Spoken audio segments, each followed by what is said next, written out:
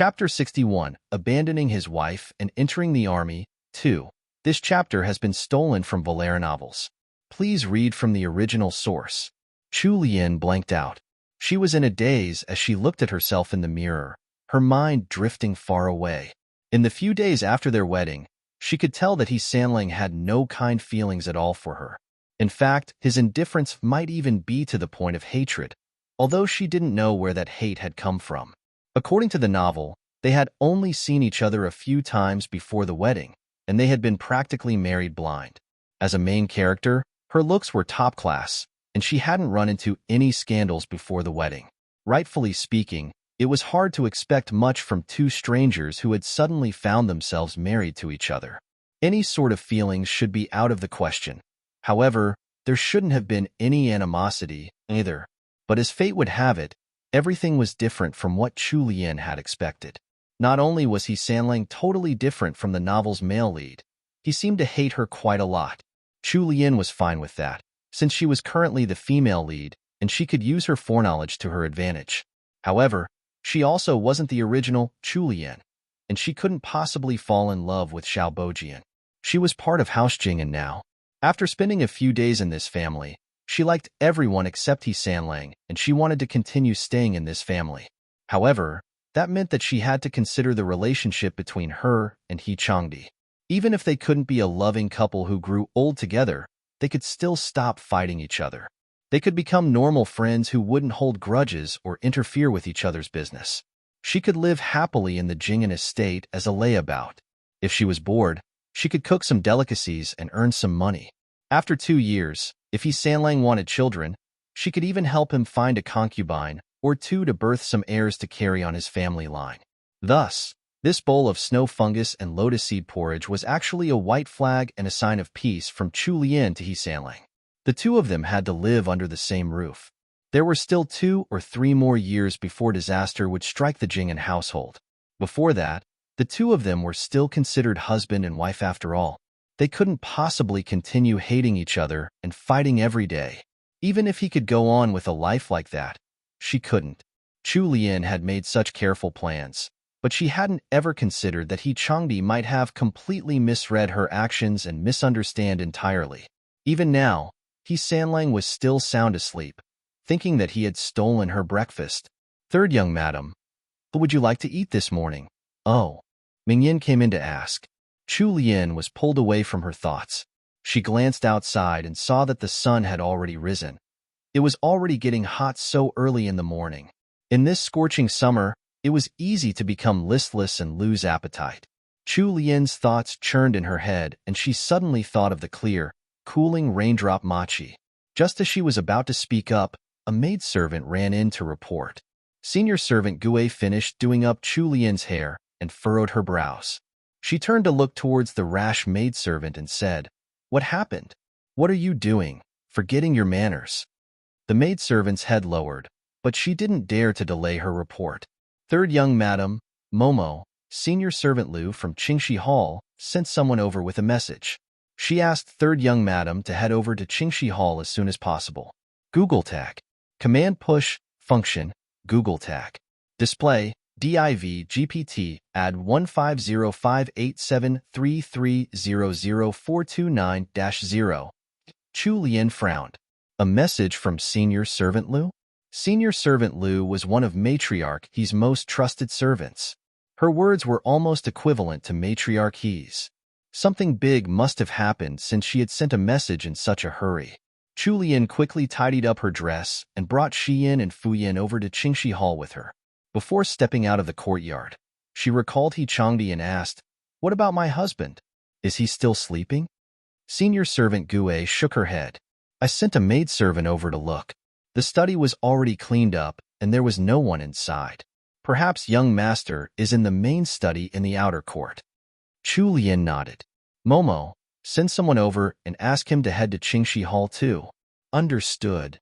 When Chu Lian reached Qingxi Hall, everyone else in the Jing'an estate, excluding the bedridden Countess Jing'an and He Changdi, were already there. Even the rarely seen second young master, He Changjue, was present. The moment she entered the parlor, everyone's gazes turned onto her. If she wasn't reading them wrongly, Those eyes were clearly filled with sympathy and guilt. TL note, quick announcement. I realized that I had to change the terms for Lady Lu and Lady Zhou due to the connotations of English titles. Lady XXX implies that XXX is their husband's surname, i.e. Lord Lu, Lady Lu. However, that's not the case here. Countess Jing'an's maiden surname is Lu, so she should be Madame Lu. She may also be referred to as Lady He. Madame Zhou may also be referred to as Lady He, due to her husband also being a Lord He. Lady Lu dash, Madame Lu, Lady Zhou dash, Madame Zhou. This chapter's teaser. Here's the teaser line for this chapter. Chu Lian had made such careful plans, but she hadn't ever considered that He Changdi might have completely misread her actions and misunderstand entirely. What do you think happened? Chapter 62. Abandoning his wife and entering the army. 3. This chapter has been stolen from Valera novels. Please read from the original source. Chu Lian's big, clear eyes blinked once. What was going on? She was alive and well.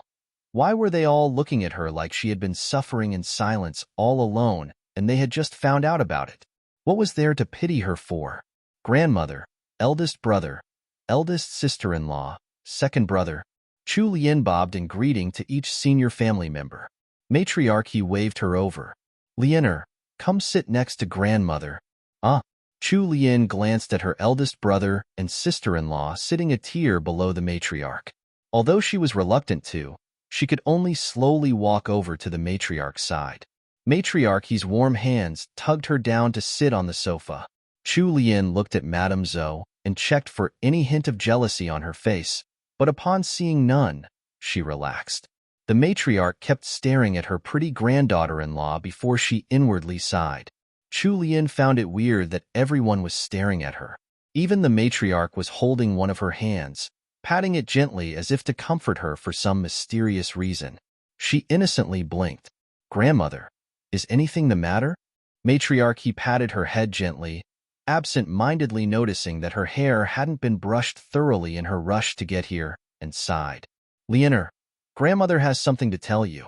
But first, promise grandmother that you won't get angry. Chu Lian smiled to herself. As long as it wasn't something that concerned her safety, there wasn't really anything in the Great Wu dynasty that could make her angry. Still, Matriarchy's words had piqued her curiosity. Grandmother, please speak freely. Granddaughter-in-law isn't so petty as to get angry. The matriarch paused for a moment, as if she didn't believe Chu Lian's reassurance. When she did speak, it was with some degree of guilt. All right, my child. Grandmother will tell you now. Sanling has gone off to the northern border to join the army. He left this morning before dawn. Chu Lian froze. She hadn't expected that at all. Wait a minute. Something was wrong here. How could that be? The novels He Changdi had never thought of joining the army. This could be seen from how he had never taken up any official post despite growing up in a military official's family. How could he have gone off to join the army now? Why did it seem like the story was changing? He Sanling was completely ignoring the novel's original plotline. If everyone in the room right now could see what Chu Lian was thinking, they would surely roll their eyes. Google tag. Command push, function, Google tag. Display, div GPT, ADDI 1505873300429-0. As He Sanling's young, newlywed wife, wasn't your focus a little off, Chu Lian? Shouldn't you be trying to think of why your husband would abandon his newlywed wife to join the army, rather than worry about how the current events didn't match the original fiction? For a good several moments, Chu Lian was completely preoccupied with her thoughts. Seen through the eyes of the He family, it looked like she was at a loss for what to do. The matriarch's heart ached even more for her granddaughter-in-law. Don't be sad, child. You still have your eldest brother, eldest sister-in-law, and second brother and grandmother here. To the others, Chu Lian looked like a lost lamb utterly shattered by the news, but only she knew what she was thinking inside her heart. Chu Lian was secretly raging at He Changdi. It seemed like that guy was hell-bent on separating from her. After eating her cooking, he had actually just upped and left. He had such a pretty face, but what a pity that his personality was so terrible. Now that this had come about, she wanted to wait and see what he was going to get up to at the northern border. Since the two of them couldn't be friends, then they might as well cut all ties. It wasn't like she couldn't live without him. Actually, it was a good thing that he was gone. Now she could live freely at the Jing'an estate without anyone interfering or disturbing her. Chulian didn't take it to heart at all. If it hadn't been for the novel's description of He Changdi's excellent personality, she wouldn't have held any expectations towards him at all. Now that all those expectations had already fallen short, she didn't have any hopes for He Sanlang anymore. There was nothing to be sad about for her. Chulian smiled. Grandmother, I know you're all here for me. Even if husband isn't here, I'll continue living well. Her genuine smile seemed like a fake one to mask her sadness. Even the usually inconsiderate He Changjue spoke up. Sister-in-law, please don't be sad. I'm working in the left military guards. The moment there's any news about my brother, I'll bring it back to sister-in-law. Thus, Chulian passed her morning accepting comfort from her family. Matriarch He even specially gifted her with a jade ornament inlaid with gold to comfort her. From the looks of the ornament, it must be worth at least 1,000 taels. TL note, all the people who were waiting for Sanlang to leave. It's time to party. XD Chulian's solo life and money-making starts here. We'll still get to see Sanlang's side of the story from time to time, as well as the continued hilarious interactions between our lead couple. We'll make that silly Sanlang kneel 1000x to our sweet Chulian before he's allowed to have her. But there will be romance. Chapter 63. Abandoning his wife and entering the army. 4. A little giddy from all the proceedings, Chulian brought back a pile of presents from Qingxi Hall to Songtao Court. The moment she entered, senior servant Gue was shocked by all the boxes Xiyin and Fuyin were carrying in. What happened? Xiyin and Fuyin clearly weren't as calm as Chulian was. They looked rather listless. Xiyin was the one to speak up. The matriarch and eldest young madam gifted these to third young madam. It's not a special occasion. So what are these gifts for? The boxes alone already looked expensive. She could give a good guess at the value of the items inside. Although the Jing'an estate was much wealthier than the Ingwer estate, senior family members wouldn't randomly hand out precious gifts to their juniors without any reason. Xiyin cast a glance at Chulian, and seeing that her mistress didn't seem opposed, she reported the matter of He Sanlang going off to the northern border early in the morning. Senior servant Gui's eyes widened. What? Third young master just left? Chulian calmly looked at the servants around her and said, Put everything away. I'm a little tired, so I'm going to take a nap. It was then that senior servant Gue took a look at Chulian. It was the middle of summer, so they were dressed in fewer layers. Chulian had rushed over to Qingxi Hall right after waking up, so she had quickly picked out a light dress. The breeze sweeping through the room had pushed her clothes flush against her body, making her seem weak and thin.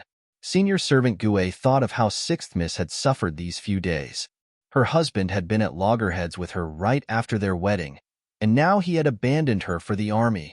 He hadn't even given her any notice, and she had had to find out from the matriarch instead. How much Sixth Miss must be suffering in her heart. While thinking of all the recent events, senior servant Gue couldn't help but shed a few tears in sympathy for her mistress. The personal maidservants also had sad expressions on their faces. Senior servant Gue saw that the atmosphere in the parlor had dampened, so she quickly wiped at her tears with a handkerchief. Then, she took to scolding them in a low voice. Why the gloomy faces? Your mistress is standing hale and hearty before you.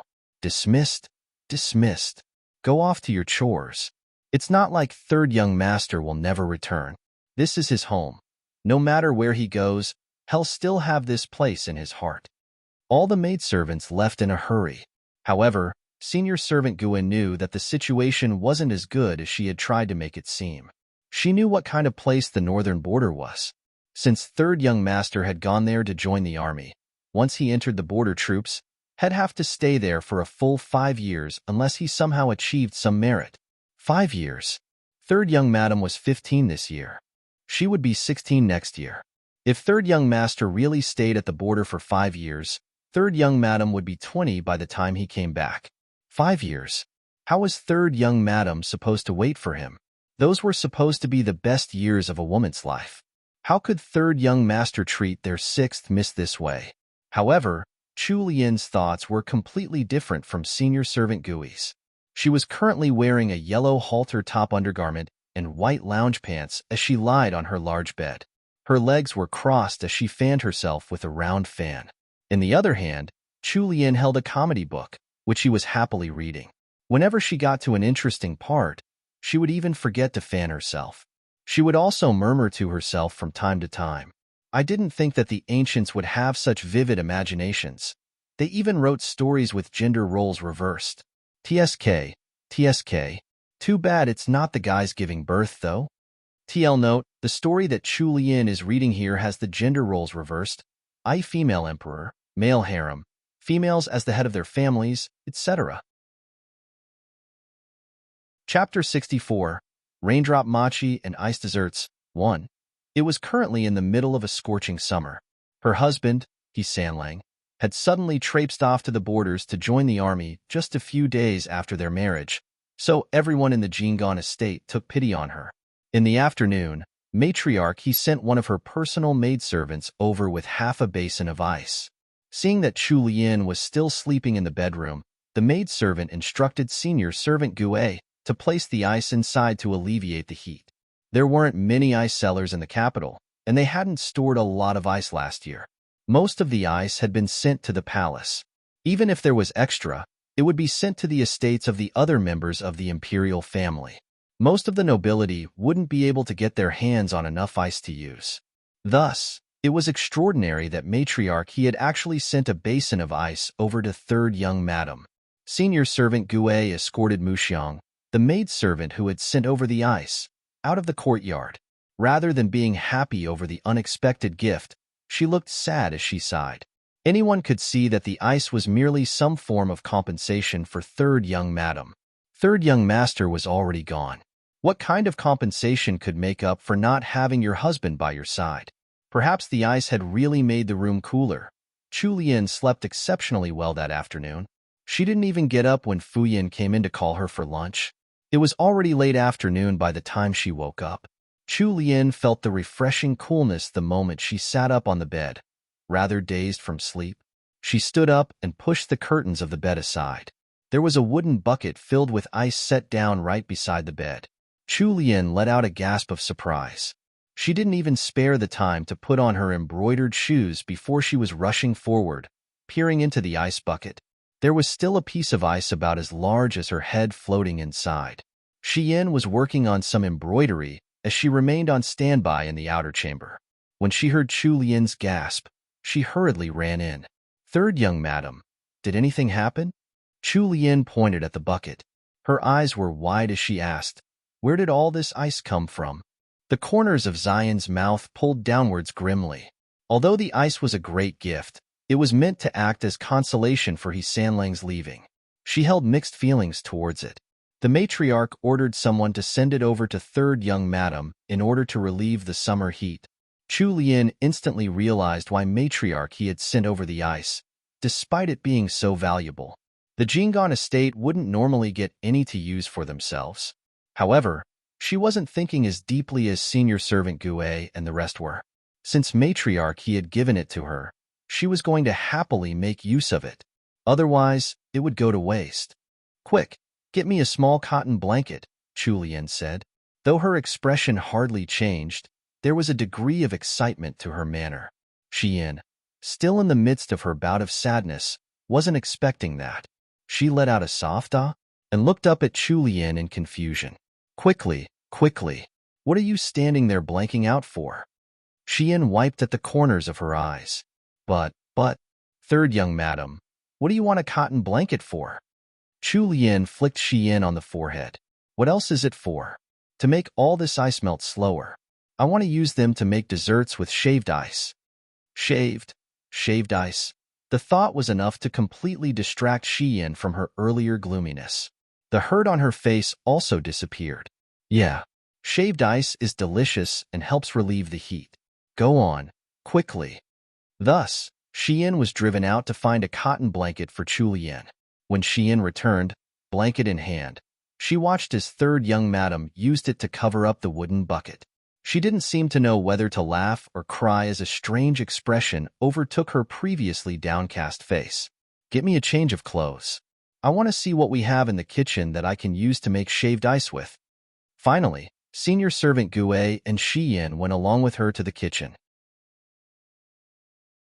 Chapter 65, Raindrop Mochi and Ice Desserts, 2. This chapter has been stolen from Valera novels. Please read from the original source. Chu-Lien looked over the ingredients that had been sent over to their kitchen this morning. Amethyst-colored grapes, red honey peaches, mandarins, and a few other fruits. She nodded to herself and picked out several fresh lotus roots, some lotus seeds with their bitter centers removed, some water chestnuts, and a few other ingredients she would need. She then sent Shi-Yin to the second gate to ask the gatekeeper to buy a bottle of milk from outside. While waiting for Shi-Yin to return, Chu-Lien was already starting to prepare the ingredients in the kitchen. This time, she didn't get anyone to help her and worked on the dish herself. Senior servant Gue only knew the name of the dish that third young madam wanted to make, but she didn't know how to make it herself. Thus, she simply stood to one side and watched. Chu-Lien was someone who would focus solely on the task at hand. It was like her surroundings didn't even exist. This was especially so when she was making delicacies. However, in senior servant Gue's eyes, her concentration seemed more like a dazed look of distraction, like she was trying to cover up her sadness. When Chu-Lien finished preparing all the fruits she would need for the shaved ice dessert, she noticed that Shi-Yin still hadn't returned. Her search brought her to a small bucket of glutinous rice, soaking in the corner of the kitchen. Chu-Lien instantly thought of the raindrop mochi she had been preparing to make earlier that morning. Since they had ice today, an idea popped into her mind. She called the servant stationed in the kitchen and asked her to find a bag of soybean flour. It was easy to make raindrop mochi, and their appearance and taste was best suited for summer. Senior servant Gue was still feeling a little sad for third young madam as she watched her busy herself with making food. But the longer she watched, the more senior servant Gue grew entranced by the delicacies third young madam was making. Heavens! Was that clear dessert the size of a large pearl really made from glutinous rice? It was unbelievable. She hadn't seen such a beautiful dessert in all her years of living. Around this time, Shi-Yin came back with a large jar of milk. Chu-Lien then sent the maidservants off to retrieve the leftover ice from the bedroom. 10 minutes later, she finished making both the shaved ice dessert and the raindrop mochi. Chu-Lien instructed Shi-Yin and Ming-Yin to bring the desserts to the parlor while she returned to her bedroom for a fresh set of clothes. There were several portions of each dessert. Chu-Lien told senior servant Gue to find someone to send a portion to matriarch He over at Qingxi Hall, and while she was at it, to Madame Zhou as well. Since Madame Zhou also lived with her daughters, Chu-Lien sent a larger portion their way. As for her mother-in-law, Madame Liu, it wouldn't be good for her to eat cold foods due to her condition, so Chu-Lien only sent the raindrop mochi over. It wasn't very appropriate to visit her seniors after she had just sent them gifts, especially as He Sanlang had left earlier that day. Thus, Chu-Lien settled down with her personal maidservants, enjoying the fruits of her labor in the comfort of her own parlor. When she finished eating, senior servant Gue saw that third young madam looked a little weary. She couldn't resist trying to improve her mood a little. "Third young madam, please don't be sad. Perhaps third young master has a lucky star shining upon him, and he'll be able to come back within 2 years." Although she had just eaten some desserts to relieve the heat of summer, Chu-Lien still thought it wasn't refreshing enough. She didn't like summer in the first place, and that dislike made her seem somewhat fatigued. To her, senior servant Gue's remark had come completely out of the blue. Chu-Lien tilted her head and stared. "Momo, I'm not sad at all. Since my husband's gone, then so be it. Even if I cry to the heavens, it's not like he'll come back. Wouldn't it just be a waste of my tears and energy? Why not just live happily, eat some good food, and pass my days peacefully here in the estate?" Senior servant Gue looked at third young madam, who was looking at her with her head crooked to one side. She looked as pretty as ever, despite being a little tired. Still, it felt like there was something wrong with her words. However, when senior servant Gue thought about it carefully, there wasn't actually anything amiss with what third young madam had said. Google Tag. Command push, function, Google Tag. Display, Div GPT add 15058733000429-0. In the end, she couldn't say anything in response. Over at Qingxi Hall, Senior Servant Liu received the desserts that Chu Lian had sent over via Xia. Though they were both as quiet as possible as they asked after each other, Matriarch He, who was entertaining the old Duchess of House Zhanghua, still heard them. What's going on outside? The matriarch's low voice echoed through the hall. Senior Servant Liu hurriedly brought the containers of food to the porch and reported. Replying to the matriarch, third young madam sent her maid servant over with some desserts. TL note, I couldn't find very accurate pictures of what Chu Lian made, based on the descriptions of the ingredients above. But here's a guess of what it looked like. Add grapes, mandarins, and assorted fruits, and you'll get the idea. XD shaved ice dessert. I really want to try that raindrop mochi. Drools raindrop mochi. Chapter 66. Old Friends 1. Although the matriarch was getting along in age, there weren't many other family members who could take charge of the entire estate. Thus, matriarch He had a hand in managing each courtyard. Every day, someone would come to report the actions of the courtyard's masters. Several days ago, the matriarch had gotten a taste of Chu Lian's candied kumquats. Matriarch He had even specially praised them. Previously, whenever any guest of note visited the Jinggan estate, they would definitely be served some of Cook Zhou's special snacks. However, these special snacks had passed away with Cook Zhou in the Great Kitchen Fire. For the guests that visited them now, the snacks seemed to have turned disappointingly ordinary. Their current guest was an old madam from House Zhanghua. She was an old friend from back when matriarch He was still an unmarried young lady. Their friendship had endured for decades. From their youth, all the way up until now, when they were both the matriarchs of their respective families. It was only natural that a friendship such as theirs couldn't be compared to the relations between other noble ladies. Old Duchess Zhanghua was curious. She had never seen Chu Lian before. She used this fact to tease matriarch He. Hey, my dear sister, why didn't you tell me that your granddaughter-in-law knows how to make desserts? Now that your pastry chef is gone, eating snacks here isn't as enjoyable as it used to be. The two of them were old friends, so they could speak more freely with each other. Thus, matriarch He ordered Senior Servant Liu to serve the pastries that Chu Lian had made. When Senior Servant Liu lifted the lid of the container, she couldn't help but let out a gasp of surprise. Matriarch He glared at her a little unhappily. Matriarch, please forgive my rudeness.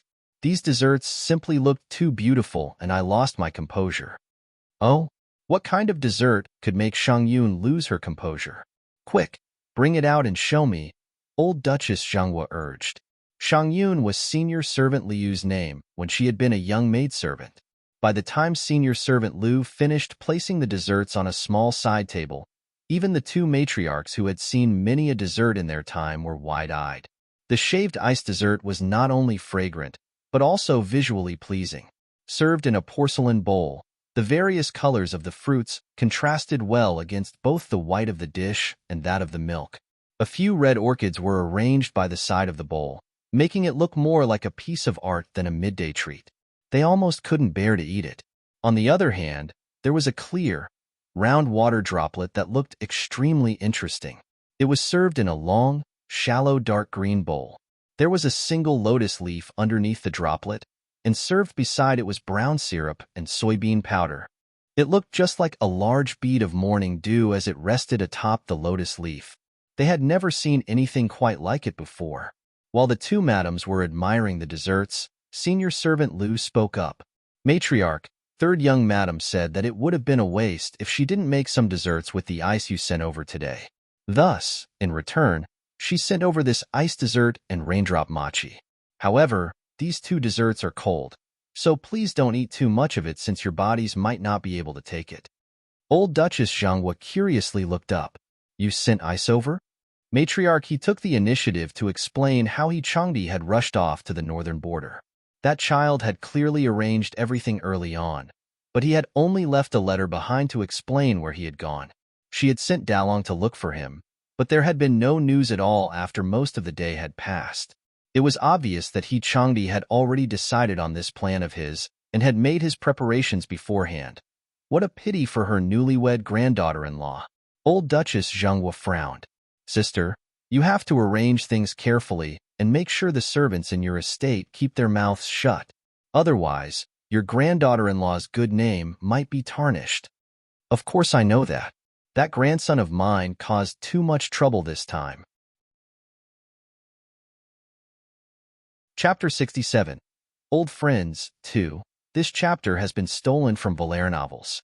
Please read from the original source. No matter what, He Changdi was Matriarchy's favorite grandson. She couldn't bear to blame him despite what he had done. Furthermore, he had already come of age. He was supposed to strike out on his own and make something of himself anyway. The Jing'an estate could not afford to keep any lazy masters around. Though, Matriarchy did blame He Changdi for leaving so hurriedly without speaking with his family first. As for Chu Lian's reputation, He Changdi didn't seem to care much for his new wife anyway, so how could he have possibly made any considerations for her good name? Let's not talk about that now. Let's try out the desserts my granddaughter-in-law made. Old Duchess Zhenghua smiled and graciously accepted a silver spoon that one of the maidservants passed to her. She then scooped up a small bite of the shaved ice and carefully tasted it. The taste of fruits soaked in honey, sweetened lotus, fresh water chestnut, and fragrant milk mixed in her mouth. It was ice-cold, refreshing, and carried the lovely taste of fruit. It was the best dessert you could have in this blistering summer heat. Old Duchess Zhenghua immediately nodded her appreciation after only tasting a single bite. After living for so many years, I've never had such a delicious dessert before. Old sister, you're quite fortunate, aren't you? Matriarchy hadn't really had any expectations towards Chu Lian, but her culinary skills had earned her old friend's praise and had given her something to be proud of. She immediately smiled from ear to ear, temporarily forgetting all about the melancholy and worry that He Changdi's sudden departure had brought about. The two old duchesses were both getting on in age, so they didn't dare to eat much more of the cold desserts, delicious as they were. In the end, they held themselves back and only ate half a bowl each. The servants by their sides also relaxed upon seeing this. I can't just partake in a gift from a junior for nothing. Here, help me give this bracelet to that granddaughter-in-law of yours.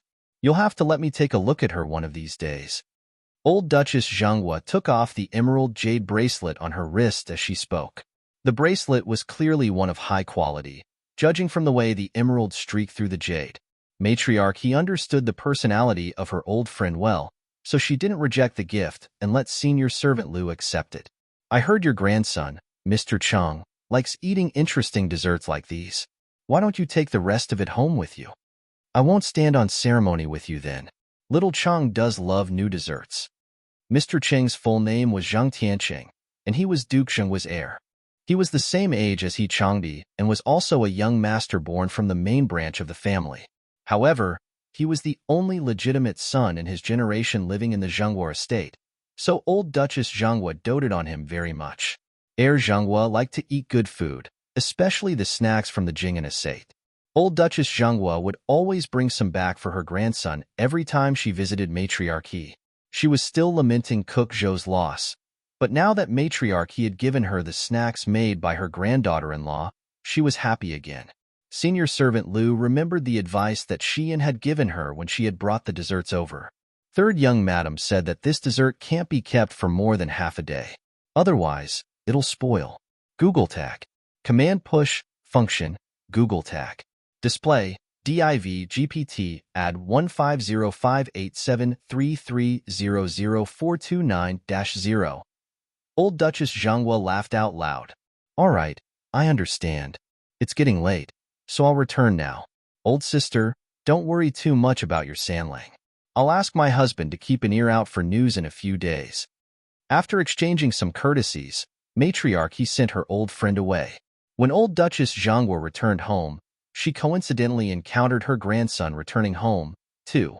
He was dressed in a round-necked sapphire blue robe with a jade crown on his head. Although he had an average figure, his eyes would slightly crinkle whenever he smiled, making him appear quite warm and friendly. Grandmother, where did you go today? Old Duchess Zhenghua chuckled. You little monkey, are you trying to mind your grandmother's business now? Grandmother went to the Jing'an estate to visit an old friend. This is for you. The personal maidservant standing behind the Duchess passed over a small container with some cool vapor rising from it. The signature snacks of the Jing'an estate? No, not at all. The new third young madam of the Jing'an estate made this. Go and try them quickly. They can't keep for long. Grandmother's tired now, so grandmother will head back and rest. Don't disturb me. Heir Zhenghua took the snacks. He remembered that his senior brother from the Imperial College, Senior Xiao, had just come to visit him, so he hurried to the outer court. TL note: Mr. Chong is the male equivalent of Miss Su and Miss Yuan. It's a way to address a child of a noble house, both respectfully and affectionately, depending on the speaker. Naming a noble by their full name is considered disrespectful, so they tend to use titles paired with their surnames. Mr., Miss, Madam, Lord, Lady, etc. Duchess Zhenghua actually used Mr. Chong as well, but it doesn't really make sense in English to call your own grandson Mr., so I made it a little more affectionate with little. The Chong comes from the last character of his name, and not his surname. Chinese names are usually made up of a surname, optional middle name, and a first name. The optional middle name is usually shared amongst direct siblings in the modern world, but only amongst brothers in ancient China. So if you see a Zheng Ti on something, that's most likely Zheng Tianqing's brother. The heirs of noble houses are referred to with a specific title, Shitzi, that I've translated into heir XXX. Just remember that heir Zhenghua equals heir of House Zhenghua, and that his full name is Zheng Tianqing. Chapter 68, Personal Savings, 1. This chapter has been stolen from Valera novels. Please read from the original source. When heir Zhenghua reached the outer court's parlor, he saw two young men dressed in black robes, already seated and waiting for him. He quickly strode forward, and the two young men stood up to welcome him. Heir Zhenghua. Ah, senior brothers, please don't stand on ceremony. Please call me Tianqing. Sit down, sit down. Of the two young men, one of them was exceptionally handsome. Of course, that was Xiao Bojian. The other young man, Qimin, lived in the same place as Xiao Bojian. He had a square face and thick eyebrows, and he looked a little old. Qimin came from one of the great clans of Jiangnan, and he was very loyal to his clan. The two young men were top students of the Imperial College. They were both about 20 years old, the time when many youths were filled with lofty aspirations. When Qimin saw that heir Zhenghua had come holding a container in his hands, he found it strange and asked, Tianqing, what are you holding there? Heir Zhenghua chuckled secretively and invited the two of them to sit by a table. He then ordered the maidservants to pour some sancha for them. He placed the container on the table carefully and said, These are snacks from the Jing'an estate. Qimin was born from nobility and was used to all sorts of delicacies. He was extremely particular about anything he ate. Having studied at the Imperial College for more than 3 years, Qimin knew all about the food served in every single estate in the capital. He had researched the topic until he knew it like the back of his hand. The Jing'an estate's snacks were famous, but he had never had the chance to try any before. When he heard that Tianqing was currently in possession of some, he was both surprised and elated. Xiao Bojian blanked out for a moment. The Jing'an estate was Chu Lian's husband's family. The image of the young man he had seen accompanying Chu Lian in the Ingwer estate flashed through his mind. With elegantly arched brows, a cold aura, and thin lips, that man had placed himself between him and Chu Lian, held onto her hand, and left, without even letting him have another look at her. Heir Zhenghua noticed that Xiao Bojian was in a daze. Senior Xiao? We'll be enjoying these snacks all thanks to you then, Tianqing. Heir Zhenghua smiled freely and opened up the container, which still felt cool. There was thick cotton cloth stuffed on the inside, keeping heat out of the box and maintaining the cool temperature inside. When heir Zhenghua saw the desserts within the box, he froze for a moment. This, Tianqing, what happened? Heir Zhenghua brought out the desserts in the box, still a little shaken. Look at this, Google tag. Command push function, Google tag. Display, div GPT, add 1505873300429-0. He had eaten plenty of different snacks before, including even the ones from the palace, but never had heir Zhenghua ever seen such beautiful, distinctive snacks like these before. Xiao Bojian and Qimin were equally stunned. Qimin lamented, No wonder everyone says that the Jing'an estate snacks are the best amongst the noble families. They are indeed extraordinary. The water droplet lying upon the lotus leaf trembled like a real dewdrop. However, Zhenghua frowned slightly. Min had noticed that he looked a little off, so he called to him, perplexed. Tianqing? Zhenghua looked up at the two men. Truth be told, I've eaten the snacks from the Jing'an estate many times. They really are as delicious as rumored, but it's the first time I've seen a dessert like this. After saying so, Zhenghua recalled what his grandmother had told him when she had given him the desserts. Grandmother had said that these were made by the new third young madam of the Jing'an estate. When he remembered that, Zhenghua quickly sent his personal manservant off to the inner court to ask the old duchess, "Oh, has House Jing'an changed the way they make their pastries?" Min chuckled. Grandmother told me that these were made by the third young madam of House Jing'an. The other two didn't notice when Xiao Bojian's entire body stiffened. It was a cruel coincidence that the next joke out of Min's mouth was, the third young madam of House Jing'an? Isn't that the granddaughter of old Duke Ingwa? He turned to Xiao Bojian. Bojian, old Duke Ingwa is your sponsor. Have you seen this third young madam for yourself when you were at the Ingwa estate? Even though his body was still a little stiff, Xiao Bojian replied with a normal expression, although I lived in the Ingwa estate for some time. How could I, an outsider, possibly have entered the inner court of a duke's estate? Don't joke around. He had an open face and good looks, so it was hard for people to doubt him. Min quickly apologized. I went too far. They chatted as they watched the maidservants pour sencha for them. Finally, the manservant that Zhenghua had sent to the old duchess returned. How was it? Zhenghua asked. The manservant slightly bowed to show his respect as he said, reporting to the heir. The Jing'an estate's resident pastry chef passed away in a kitchen fire 2 days ago. The desserts that the duchess brought back today were indeed made by the third young madam of House Jing'an. She even named the dessert as raindrop mochi. Zhenghua was a little stunned. What a pity that the amazing pastry chef was gone just like that. However, a cook was just a servant to the nobility. If they were gone, then they were gone. Zhenghua didn't say anything more and waved the manservant away. Come, let's stop talking. I was told that these desserts don't keep for long. Senior brothers, why don't you have a taste? They took up little silver spoons and tasted each of the desserts. Zhenghua and Min's eyes lit up, and they only had praise for the desserts. There was something special about pairing the refreshingly smooth raindrop mochi with sencha. Only Xiao Bojian dwelled on his bitter feelings alone, a dark glint flashing through the depths of his eyes. He thought of the girl who had now become the third young madam of House Jing'an, a tender, gentle, brave, and careful woman. If not for her engagement, perhaps she would be personally brewing soups for him at home right now. Google Tag. Command Push, Function, Google Tag. Display, div GPT, ADDI 15058733000429-1. The first person to taste this new, delicious raindrop mochi would have been him.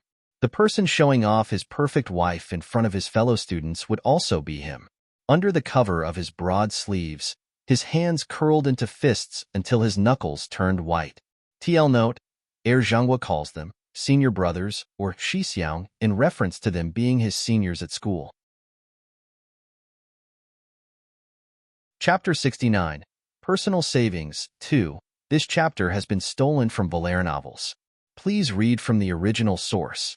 Meanwhile, back at the Jing'an estate's Songtao court, Chu Lian was peacefully sleeping, completely unaware of all that had transpired. After eating the desserts with the servants, Chu Lian had retired to her bedroom. There was a small study by the bedroom she shared with He Sanlang, and it was meant for her use. It wasn't very big, but since it was right next to the bedroom, it was convenient. Chu Lian whiled away her afternoon inside the small study. The books she had brought over from the Ingwa estate were placed on the bookshelves here, as well as the books that the Jing'an estate had added on. There weren't many of them. On the bottommost shelf, there was a pear blossom wood container with copies of some of the works by a few famous calligraphy masters. In the original story, although Chu Lian hadn't been exceptional in calligraphy, her handwriting had still been neat, delicate, and pretty. Lian didn't have any big ambitions, but she still understood that her calligraphy skills weren't good enough. She couldn't even read all of the traditional Chinese characters in that comedy book she had been reading. She usually just guessed at them. Thus, come afternoon, Lian sent away her maidservants and left Yin to guard the door outside. Then, in the safety of the study, she practiced her writing in secret, making use of an empty book that she had found earlier. After writing for 2 hours, Lian tossed the previously empty book into the charcoal brazier and burned it. She had a good memory, so the 2 hours of practice was good enough to learn over 100 or so characters. Lian was pretty satisfied with her progress. Following her calligraphy practice, Lian sent Yin out to bring back the box she kept her money and accessories in. She wanted to see exactly how much money she had. Senior servant Gue watched from the side. First, Lian looked at the public account books, where the expenses of their courtyard had been recorded. Every month, they would be given a stipend from the Jing'an household.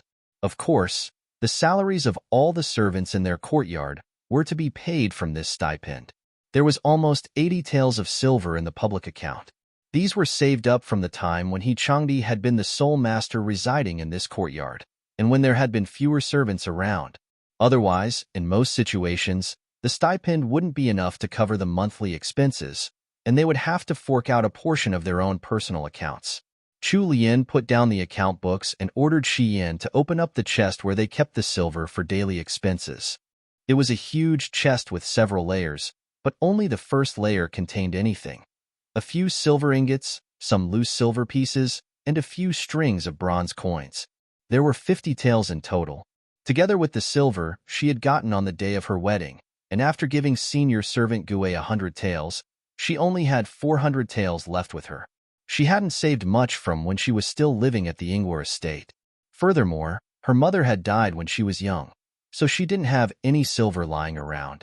In total, she only had about 450 taels of silver she could use. If detect device equals desktop Google tag, command push function Google tag, display divgpt advian. Although Lian's expression didn't change at all, senior servant Gue and Yin appeared to be holding back their emotions. Their mistress had lost her mother at a young age and wasn't in favor at the Ingwer estate.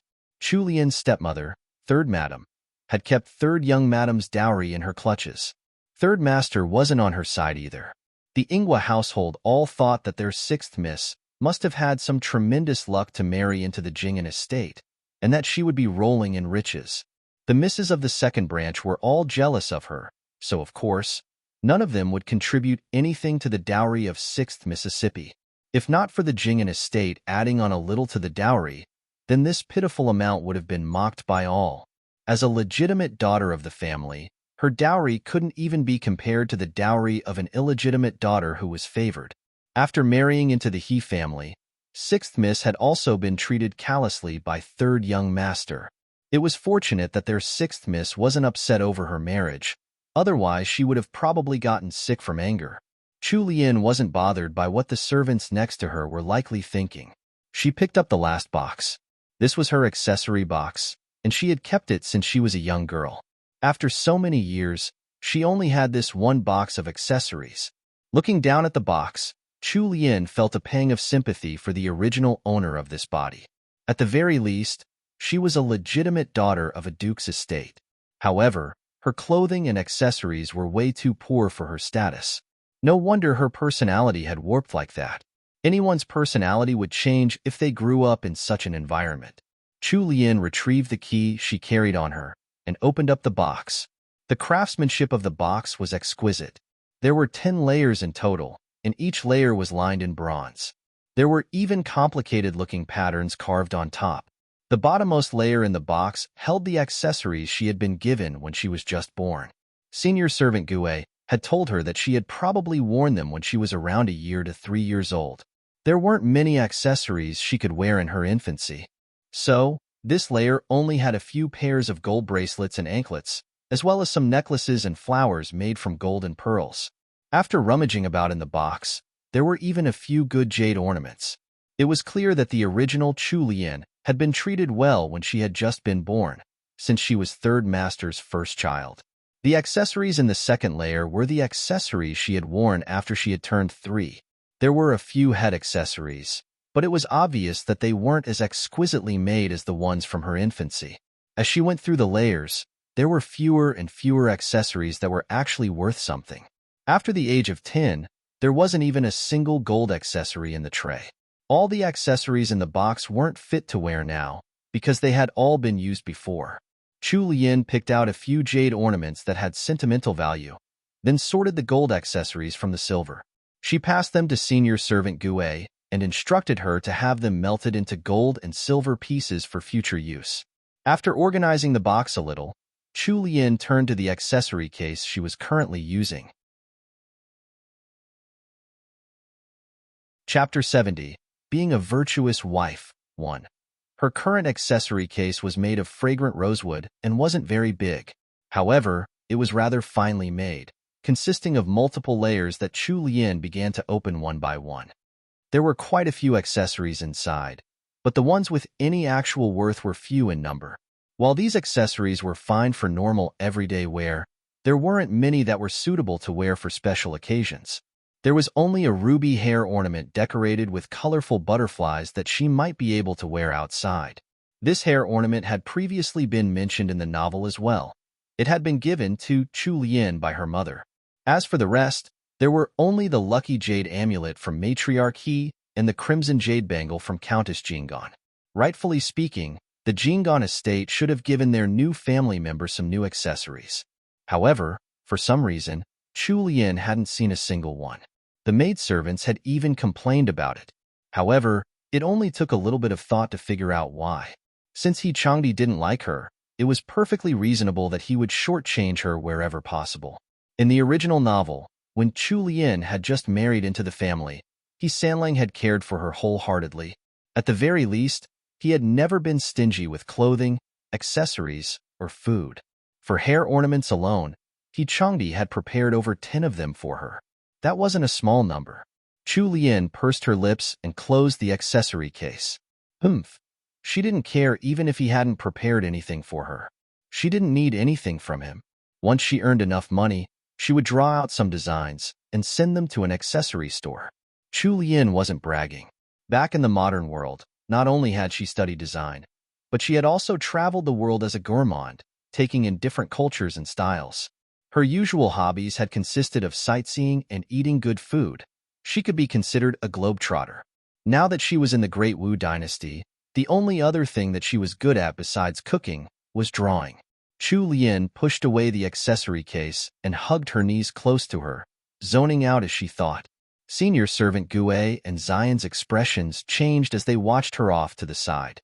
The two servants exchanged glances and secretly decided never to mention the accessory matter in front of third young madam ever again, so that she wouldn't be frustrated over it.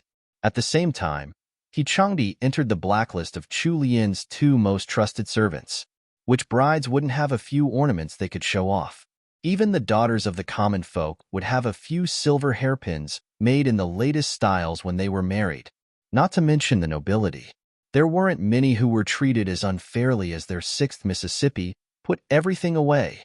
Give the keys to Fuyan. Shall manage the accessory cases from now on. Xian, help Momo manage the expenses in our courtyard. Senior servant Gue looked like she had something to say, but when she saw that Chu Lian didn't seem to be in a good mood, she held herself back.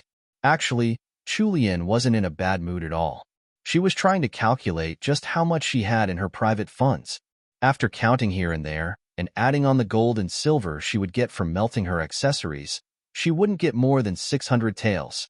If anyone were to reveal that the legitimate third young madam of House Jingon only had 600 taels to her name, no one would believe it. While observing and listening to the goings-on in this estate for the past few days, Chu Lian had discovered that the Jingon estate was not as rich as the outside world believed it to be. At the very least, her mother-in-law, Countess Jingon, didn't seem to be doing well. As for the matriarch, a granddaughter-in-law had no place in the inheritance of the matriarch's personal fortunes. If she wanted to live a good life, she could only depend on herself. Chu Lian sighed as she realized that it would be hard to be a layabout, no matter where she was. Especially a layabout whose husband could care less about her. After she had finished counting her personal funds, a maidservant reported from outside that someone had come to visit Songtao Court. Who would visit at this time? Chapter 71. Being a Virtuous Wife, 2. This chapter has been stolen from Valera novels. Please read from the original source. Chu Lian put on her embroidered soft shoes, decorated with autumn chrysanthemums, and brought senior servant Gue and Xian over to the parlor. 3 people were standing in the parlor. A tall, thin, middle-aged senior servant was standing in the lead, while there were 2 maidservants dressed in light green dresses behind her. The 3 of them had average looks, but the aura surrounding them was imposing enough to make any onlooker feel uncomfortable. Chu Lian sat in the master's seat and looked at the 3 people before her. "What have you come here for?" Chu Lian asked, perplexed. Senior servant Zhong had been eyeing Chu Lian from the corner of her eyes since Chu Lian had come in. She saw that this new young madam was dressed in a peach-colored dress with a light pink gauze outer garment draped over her. Since she was in her own courtyard, she only wore a simple hairstyle, with a single peach blossom jade hairpin tucked into her lustrous black hair. Her tender youth still showed in her features, but in a few years, she would probably bloom into a beautiful lady. However, what attracted her the most was not Chu Lian's outstanding looks, but the pair of moist, bright eyes she carried. A single look seemed capable of seeing through anything, even human hearts. With her experience, senior servant Zhong subconsciously thought that someone with a pair of eyes like that couldn't possibly have a bad character. This 3rd young madam that she was meeting now was very different from the one she had imagined. However, upon thinking of the orders that 3rd young master had given her before he had left, senior servant Zhong put away her personal judgment. She stepped forward and lowered her head slightly. Although her looks were clearly average, her aura distinguished her from the crowd. 3rd young madam, this old servant is senior servant Zhong. Together with Wenqing and Wanlan, we have been ordered by 3rd young master to serve 3rd young madam. Ah, Chu Lian gaped a little. To serve her? By He Changdi's orders? There were more than enough servants in the courtyard already. There were her 4 personal maidservants and senior servant Gue by her side, and 5 or 6 second-class and third-class maidservants around. There were also the ones who had originally been serving in Songtao Court. By sending in 3 more servants, they were running out of places to keep them. Senior servant Zhong saw that Chu Lian had nothing to say, and had only puffed up her cheeks a little while staring at her. Those bright, clear eyes were blinking at her so much that she felt uncomfortable under that gaze. Senior servant Zhong could only forge on. 3rd young master instructed this old servant to correct 3rd young madam if there were any areas which needed improvement, whether in speech or conduct. Furthermore, this is a letter that 3rd young master left for 3rd young madam before leaving. Senior servant Zhong watched the expression on 3rd young madam's face as she spoke, but she still had the same expression on. Her cheeks were puffed up while her head was tilted to the side. She looked so cute that the corners of senior servant Zhong's mouth couldn't help but twitch. Surely this 3rd young madam wasn't an idiot? Any other newlywed bride would be shouting and scolding them by now. If detect device equals desktop, Google Tag. Command push, function, Google Tag. Display, Not only had her husband left, but he also thought so poorly of her that he had ordered his people to keep an eye on her while he was gone. Wasn't this a giant slap in the face? Chu Lian's expression hadn't changed because she hadn't thought of the motives behind He Changdi's actions. She said to senior servant Zhong, "Pass me the letter and let me take a look." Xian stepped forward and received the letter before passing it over to Chu Lian. Chu Lian looked at the strong and steadfast words written on the letter. "To my dear wife, Madam Chu." This letter was probably the only time he had ever addressed her as my dear wife. When she opened up the letter and pulled out the thin piece of paper within, there was only a single row of 10 or more words written on it. Her face flushed red with anger when she finished reading it. "While I'm away killing enemies in the north, I hope my wife remembers how to act virtuously." The word virtuously was even written in bright red, as if he was afraid she would miss it. TL note, the tiers of servants go like this. Senior servants, personal maidservants, second class, third class, unranked. Chapter 72. One more bowl. 1. This chapter has been stolen from Valera novels. Please read from the original source. Chu Lian was brimming with anger, but at the same time, she also had the urge to burst out laughing. When had that fellow He Changdi seen her disobey the rules of a virtuous wife? Was it carved on her forehead somehow? Ooh, she was so frustrated. She didn't expect him to leave any sweet words for her, but at the very least, there really wasn't any need for him to leave a warning like this, right? That guy was off his rocker. Chu Lian could feel anger oozing from every pore on her body. She waved at senior servant Zhong and the two maidservants. Since my husband has sent you here, senior servant Gue, help them get settled in. She was letting them go just like that? Senior servant Zhong held back the twitching of her mouth and quickly raised her head to peek at Chu Lian. While there was clear anger on her soft, young face, third young madam didn't seem to have any other thoughts. She couldn't resist thinking to herself, this isn't right.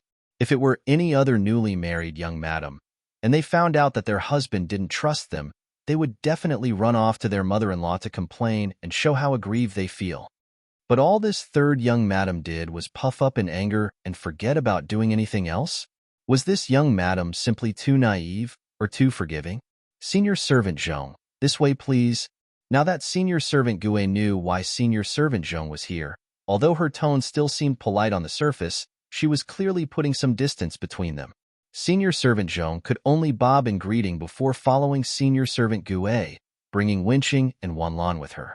Senior servant Gue arranged for senior servant Zhong to stay in the room next to hers, while Wenqing and Wanlan were stationed next to the other personal maidservants, with one room for each of them.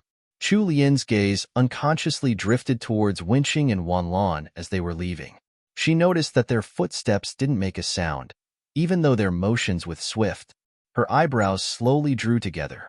At the same time, Ming Yin came running in, her footsteps resounding loudly on the floor. A light bulb went off in Chu Lian's mind as she realized how the two new maidservants were different from the rest. They obviously walked without any noise. She had watched enough movies to know that these kinds of people were most likely martial artists. Perhaps these two maidservants practiced some martial arts? Chu Lian put these thoughts to the side and made a note to ask senior servant Zhong about it the next time they met. She met Ming Yin's gaze and asked, "What's wrong? Why are you in such a rush?" Ming Yin carried a small wooden box in. These are the gifts that the matriarch and eldest young madam sent in gratitude for the desserts third young madam sent. They said the desserts were delicious. If detect device equals desktop Google Tag. Command push function Google Tag. Display DIVGPT Advian. Chu Lian opened up the wooden box, only to see a jade bangle and a golden hairpin. Her eyes lit up. She had just been worrying about her lack of funds, and the matriarch and eldest sister-in-law had just sent some over. However, Chu Lian knew that this was only due to their consideration of He Sanlang's departure. Otherwise, how could they possibly have sent such a heavy gift in return for her sending some desserts? That was something that was expected of her as a junior family member. She waved at Fuyin to indicate that she should put away the gifts. After such a delay, it was already nightfall. She hadn't eaten properly in the morning or afternoon, and her stomach was growling. Thus, Chu Lian led Xian and Jingyan to the kitchen. Senior servant Zhong, Wenqing, and Wanlan had just finished moving in when they spotted Chu Lian's slender silhouette. She glanced in the direction that Chu Lian was going and her eyes widened. Third young madam is heading to the kitchen? Wenqing stood on her tiptoes and peeked over. Momo, there's only the kitchen in that direction. A glint of contempt flashed through senior servant Zhong's eyes. A pretty face and poor manners, truly a young miss from the house of Duke Ingwa. A declining family couldn't be expected to raise their daughters well, after all. Honestly, how could the mistress of the house personally go into the kitchen to watch the cooks make dinner? Others might think that the Jing'an estate was starving their third young madam. Chu Lian had no idea that senior servant Zhong would even see her actions in such a way. She was just really hungry. Her journey to the kitchen was to see if there were any new ingredients to use. Inside the kitchen, Chu Lian noticed that there was a bamboo basket filled with all sorts of mushrooms and fungi on the chopping board. The corners of her lips raised. She ordered Xian and Jingyan to start making noodles and to begin boiling some soup in preparation for a pot of fresh mushroom noodles. Noodles were easy to digest. Even if she ate too much, there wouldn't be any harm. While rolling out the dough for the noodles, Jingyan's face was flushed red from her exertions. She spoke excitedly to Chu Lian, who was sitting to one side. "Third young madam, I've only ever seen these mushrooms and fungi steamed. I didn't know you could actually put them in soup." Chu Lian. So the nobility in the Great Wu Dynasty ate mushrooms by steaming? Who invented such a weird cooking method? If she ever found out, she would beat them to death. No wonder the kitchen servant had told her that these mushrooms weren't worth much. They had been brought over simply for a change in taste. Mushrooms were usually fresh and contained lots of nutrients. In the modern world, some wild mushrooms could even sell for sky-high prices. Here, no one cared much for them. They were seriously wasting valuable ingredients here. Put the mushrooms into the pork bone soup later and add some milk. The noodles will become even more fragrant if you do that. Really? Jingyan's cheeks flushed even more when she thought of the delicious meal she would soon get to have. Her speed of noodle making increased further. Chapter 73. One More Bowl, 2. This chapter has been stolen from Valera novels. Please read from the original source. When the mushroom noodles were done, Chu Lian polished off her meal and went off to sleep. After an hour, senior servant Zhong and the other two maidservants were invited to have dinner. Ever since the main kitchen had been destroyed by the fire, all the servants in each courtyard took their meals in the courtyard's kitchen, like their masters. However, they always ate after their masters were done. As for the cooking, a cook had been dispatched to each courtyard. However, the cook at Songtao Court had nothing to do, because third young madam felt that the meals she made weren't good enough. At first, when Chu Lian had brought her personal maidservants over, wanting to make her own meals, the cook hadn't been too willing. However, after eating the meals that third young madam had made once, her attitude had done a big 180. She was almost like a dog, waiting close to the door every day for third young madam to come over again. All the servants in Songtao Court were blessed with the fortune to eat the dishes made by Chu Lian's instructions every single day. Chu Lian wanted to make sure they had enough to eat as well, so she would always order more to be made. Senior servant Zhong and senior servant Gue, as well as the other maidservants, all sat at one table. She had been a second-class maidservant serving Countess Jing'an when she was younger. After giving birth to a child, she had become He Changdi's nursemaid. She had 2 sons of her own, and her eldest daughter-in-law had been pregnant with twins 2 years ago. She had been worried about her, so she had gone back to her village to take care of her daughter-in-law. It was only a few days ago that she had received He Sanlang's request and rushed back to the Jing'an estate to take up a post again. Countess Jing'an had been born into a life of luxury, and senior servant Zhong had been serving her since before she had come to the Jing'an estate. So, senior servant Zhong had eaten practically every delicacy there was. When she glanced at the flushed, excited faces of the maidservants around her, she felt disdainful of them. It was just a meal to keep your stomach full. Was it worth getting so excited over? It wasn't as if they weren't being fed regularly, or that they were some poor commoners who would count themselves lucky to taste some meat once every few months. The contempt in her heart towards third young madam's servants increased, and she thought that third young master had been smart to send her here to watch over third young madam. She and the people around her were acting below their station.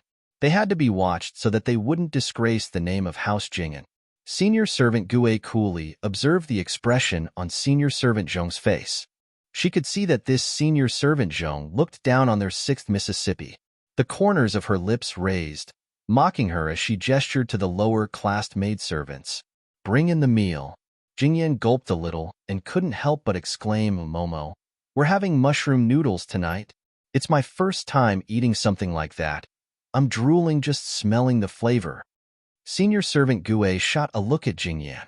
Senior servant Zhong, who was sitting opposite her, also shot senior servant Gue a look of contempt. In a moment, the maidservants had brought in the white porcelain dishes containing the noodles.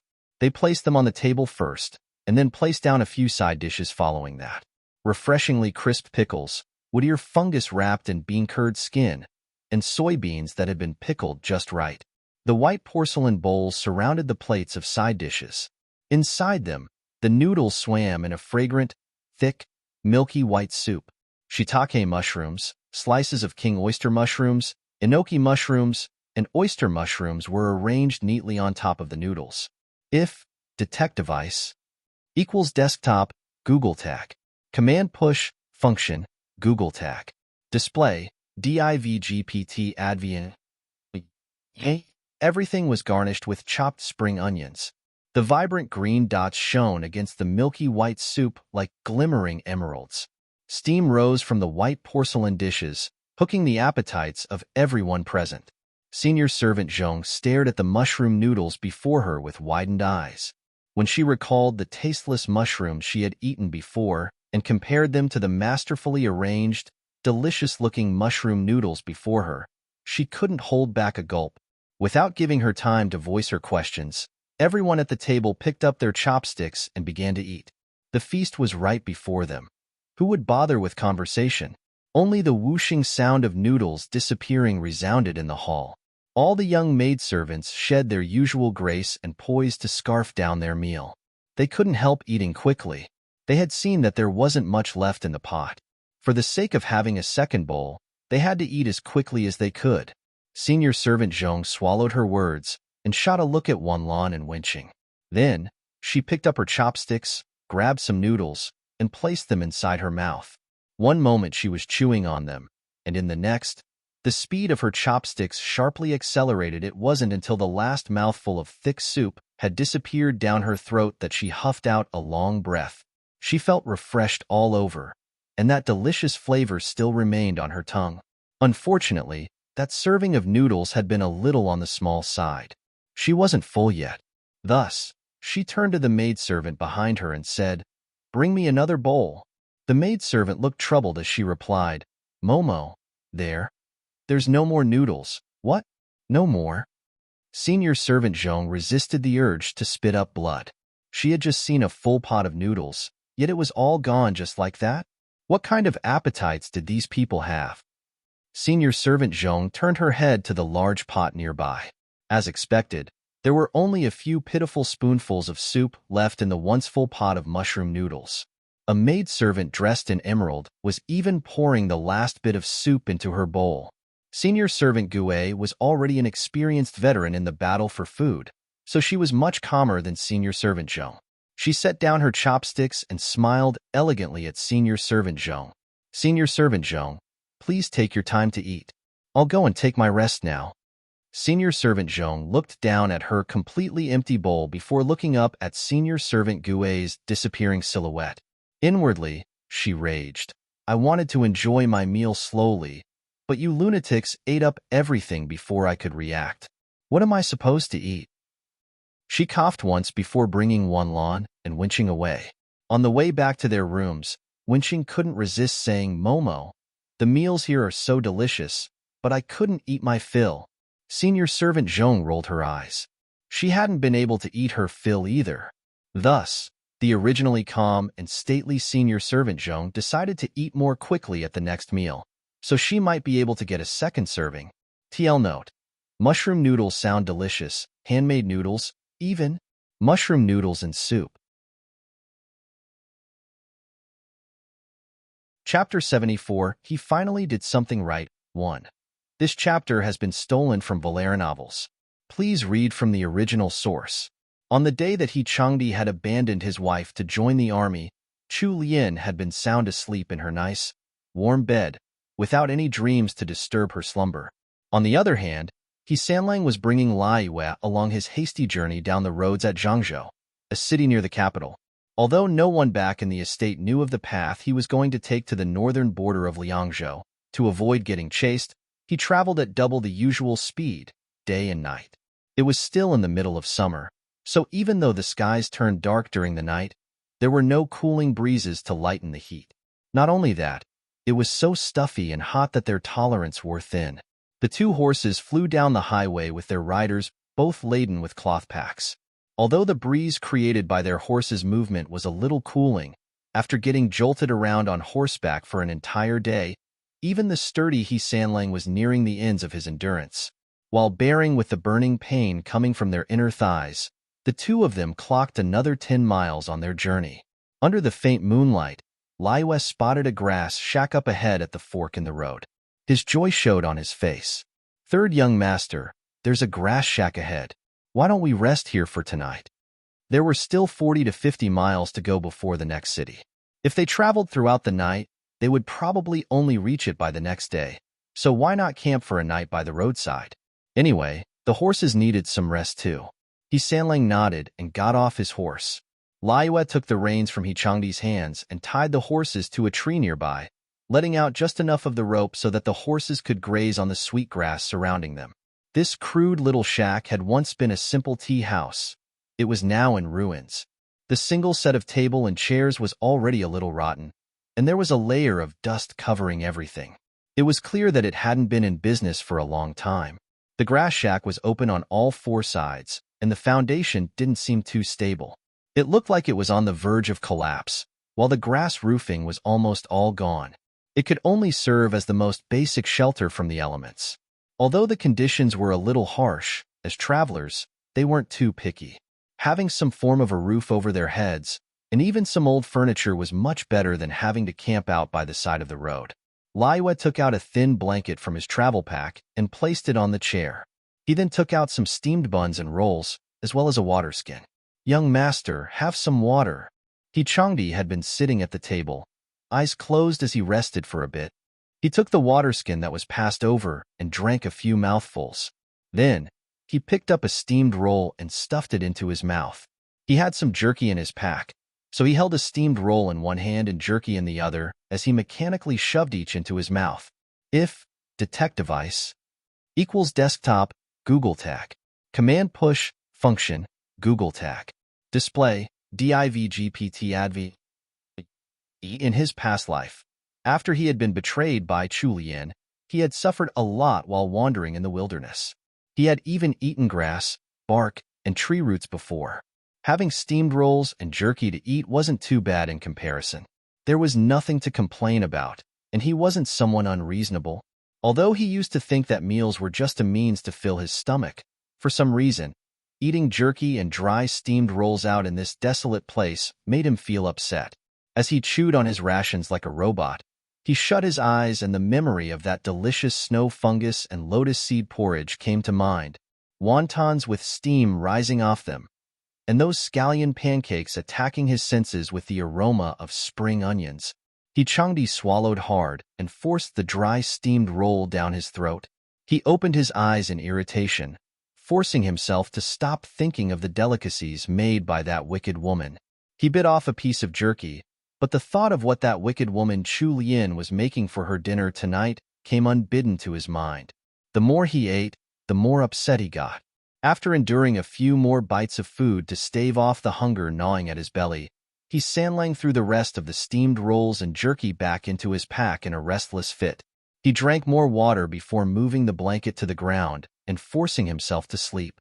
The two of them were so tired after a whole day of travel that they didn't want to move anymore. Liyue leaned against the corner of the table with a steamed roll in his hand. He sighed as he ate, looking up at the moon hidden behind the floating clouds. Gulping down a mouthful of steamed roll, he sighed and said, "I really miss that braised pork that third young madam made. It was so tasty. What a pity I'll never be able to eat it again." He had just finished speaking when he felt chills run down his back. Turning his head, he met with Changdi's cold, fiery glare. When he thought of the way that third young master had been eating his meal unhappily, he quickly shut his mouth. When Changdi saw that the noise beside him had ceased, he shut his eyes with a stiff expression. Humph. Just because he was gone didn't mean he would let that wicked woman off the hook. He had sent some of his people to her side, people who he knew would watch her at all times. Let's see if she still dared to fool around with Xiao Wujing now. If they dared to have even the slightest bit of dalliance, he would definitely divorce her right away, without any mercy. He would completely destroy her good name and ensure she would never be able to hold her head up high in the capital ever again. When he imagined what Chu Lian's expression would look like when she received his letter from senior servant Zhong, the silly He Sanlang felt vindicated. That thought dispersed his previous dissatisfaction from the terrible meal, and his dark expression lightened. Tucking his hands under his head, he slowly slipped into slumber. However, in the middle of the night, a sudden bout of heavy rain and wild winds flipped their little grass shelter over. Accompanied by the roaring of thunder, raindrops as large as beans fell, instantly soaking the two men sleeping on the ground. Changdi cut a sorry figure as he rolled up his blanket, grabbed his travel pack, and ducked under the table with Liyue. The whole situation completely embodied the idiom, "When it rains, it pours."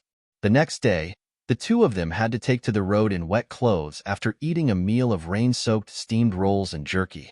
Sanling's face mirrored the dark clouds of the storm last night. Liyue followed behind him with an awkward smile. "Young master, please bear with this for now. When we reach the next city, we'll be able to have a hot meal. Although it won't be as delicious as third young madam's cooking, it'll be much better than the wet steamed rolls and jerky we just had."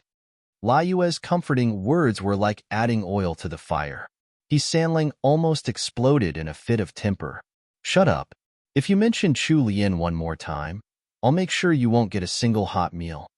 With his ultimatum made loud and clear, Changdi fiercely whipped his horse, his originally handsome face now twisted into a terrible expression. He took off on the highway before Liyue could follow. Liyue didn't know which part of his words had offended third young master. He scratched his head in confusion and could only try to keep up with his master. "Ah, young master. Please don't move so quickly. Wait for this servant." TL note: Meanies only get rough camp rations to eat. These are pretty delicious by modern standards though. Steamed buns, aka mantu, if detect device equals desktop, Google Tag. Command push, function, Google Tag. Display, divgpt advn, pork jerky. Chapter 75. He finally did something right, too. This chapter has been stolen from Valera novels. Please read from the original source. Chu Lian slept soundly all the way till morning. The storm last night had lowered the usual heat of the day, and dewdrops hung on the grass and flowers in their little garden. After taking in a breath of the morning air, she felt very refreshed. The next thing she did upon waking up was to stare at the auspicious tapestry of fertility on the canopy of the bed while lost in thought. In the original novel, Chu Lian had set fire to the main kitchen, so that the eldest young Madame Zhou, would become heavily injured and pass on the household management rights to her. Madame Zhou's maiden family was House Dingyuan, and she was the eldest legitimate granddaughter of Marquis Dingyuan.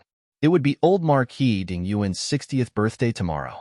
As relatives through marriage, the Jing'an estate would have to attend to express their well wishes. Madame Zhou had been heavily injured in the original story, so she had been unable to attend.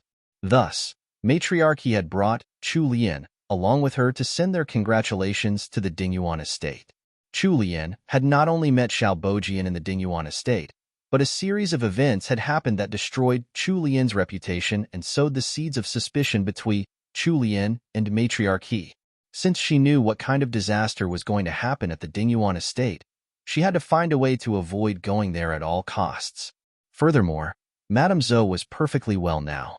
Her attendance at that event wouldn't make an impact on the Jing'an estate at all. After completing her plans, Chu Lian got out from bed. This morning, she taught Xian how to make steamed soup dumplings.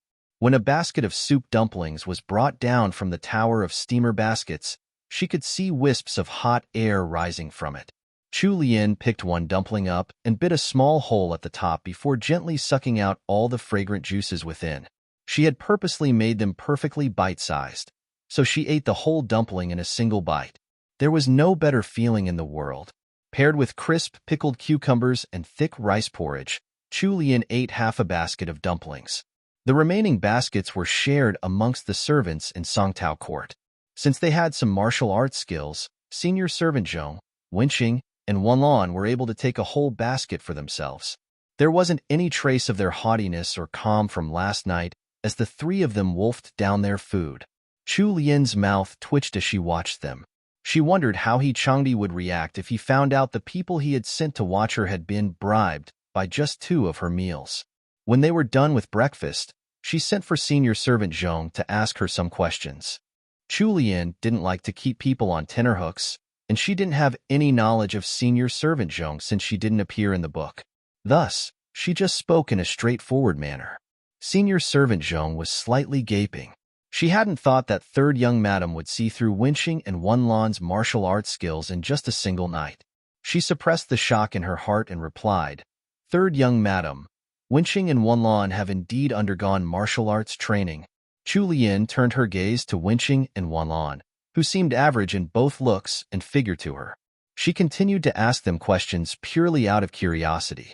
How are Wenqing and Wenlan's skills? If detect device equals desktop, Google Tag. Command push, function, Google Tag. Display, DIVGPT advn, canon 3. Senior servant Zhong felt a little dizzy. She quickly looked up in disbelief at Chu Lian. Why did it seem like third young madam's thoughts were completely different from most people? Wouldn't most young madams ask something like, "Why were these servants assigned to me? To watch over me? Does my husband not trust me?" If she encountered such questions, she could simply reply, "Third young madam, you're thinking too much of it." However, this young madam was completely deviating from the script. She couldn't even speak the lines she had prepared. Senior servant Zhong swallowed back a mouthful of blood. A twitch developed in her eyelid as she looked towards Wenqing. When she received the senior servant's pleading look, Wenqing quickly stepped forward and said proudly, replying to third young madam, "This servant can deal with 4 or 5 normal men easily." Senior servant Zhong. Even the usually unflustered Wenqing had been led away from their main purpose by third young madam. They had been sent here to keep a close watch on third young madam. What was Wenqing trying to do? Standing there like a loyal little puppy, waiting to be praised by her mistress. Senior servant Zhong suspected that if she stuck a wagging tail onto Wenqing's back right now, it would fit her perfectly. She felt the urge to give them a talking to once they were dismissed. Chu Lian had simply been guessing at Wenqing and Wenlan's martial arts ability yesterday. Now that she had gotten their confirmation, Chu Lian got excited. Her shiny black eyes lit up like stars. They could use martial arts. How impressive. They were her free bodyguards from now on whenever she stepped out of the estate. That lunatic He Changdi had finally done something right. TL note. Steamed soup dumplings are also known as xiaolong bao, a delicious type of dim sum with minced meat wrapped in a layer of dough. Bite into it, and the fragrant juices burst into your mouth. Drool steamed soup dumplings.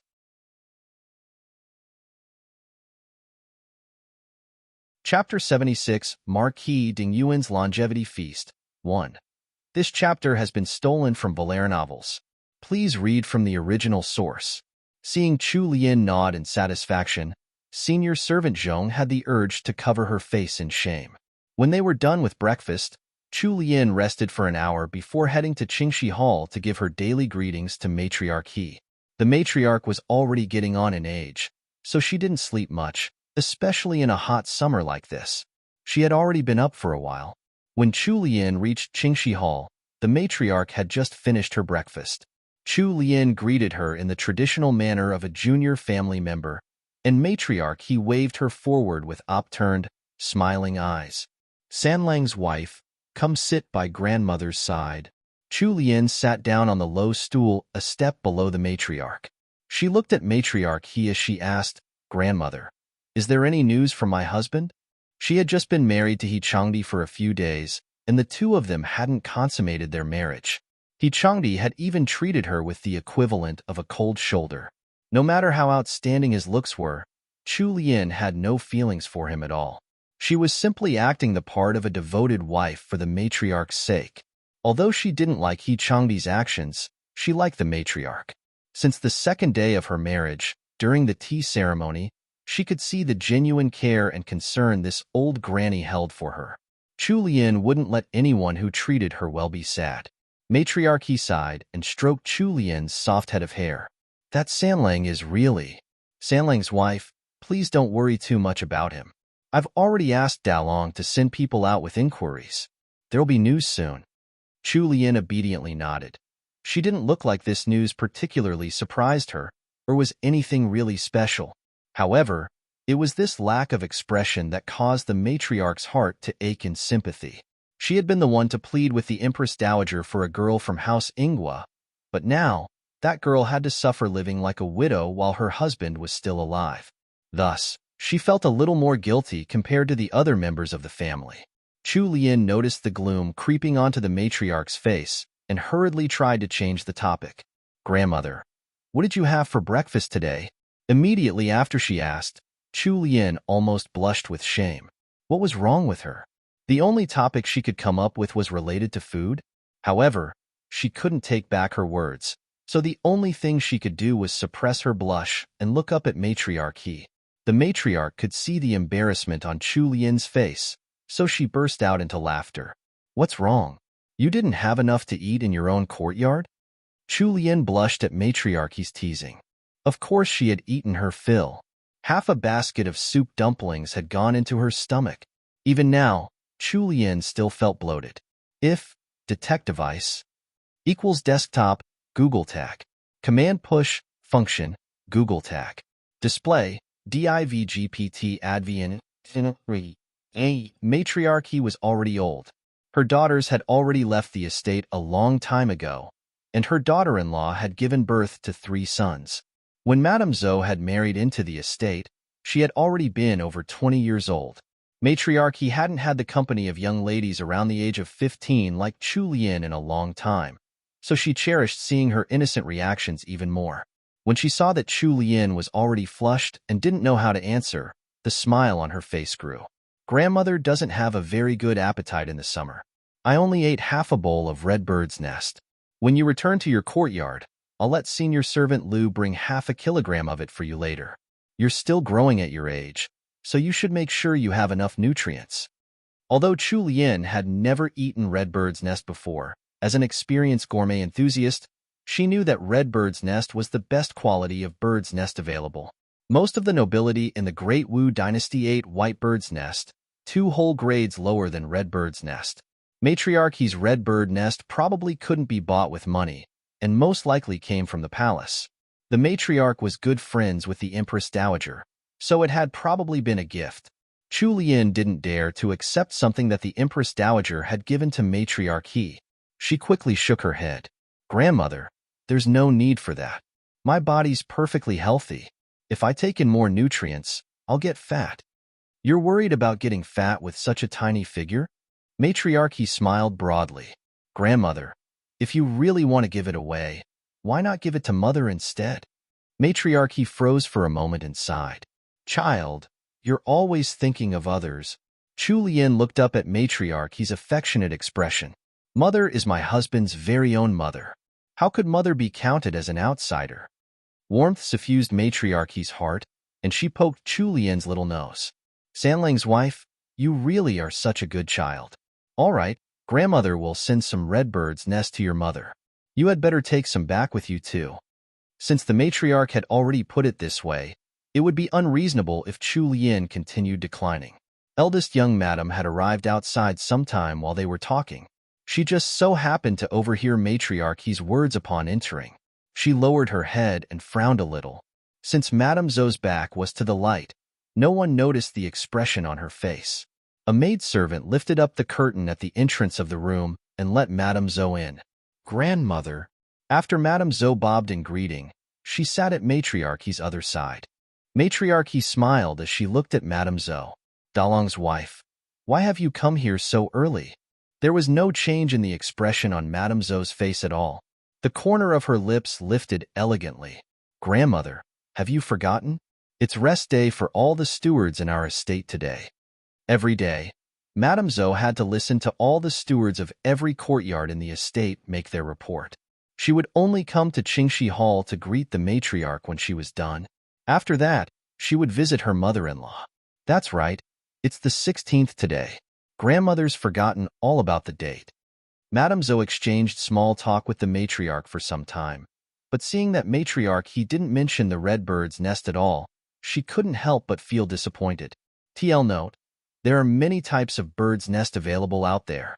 The red/blood bird's nest that they have here is commonly thought to contain blood from the parent birds, but the red color actually comes from minerals from the environment, e.g., limestone caves. Here's some delicious soup, red bird's nest soup, and more information about the types of bird's nest can be found here. https://PMO. Files. WordPress.com/2014/08/bird's nest soup. JPG if detect device equals desktop Google tag.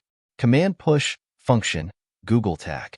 Display divgpt advn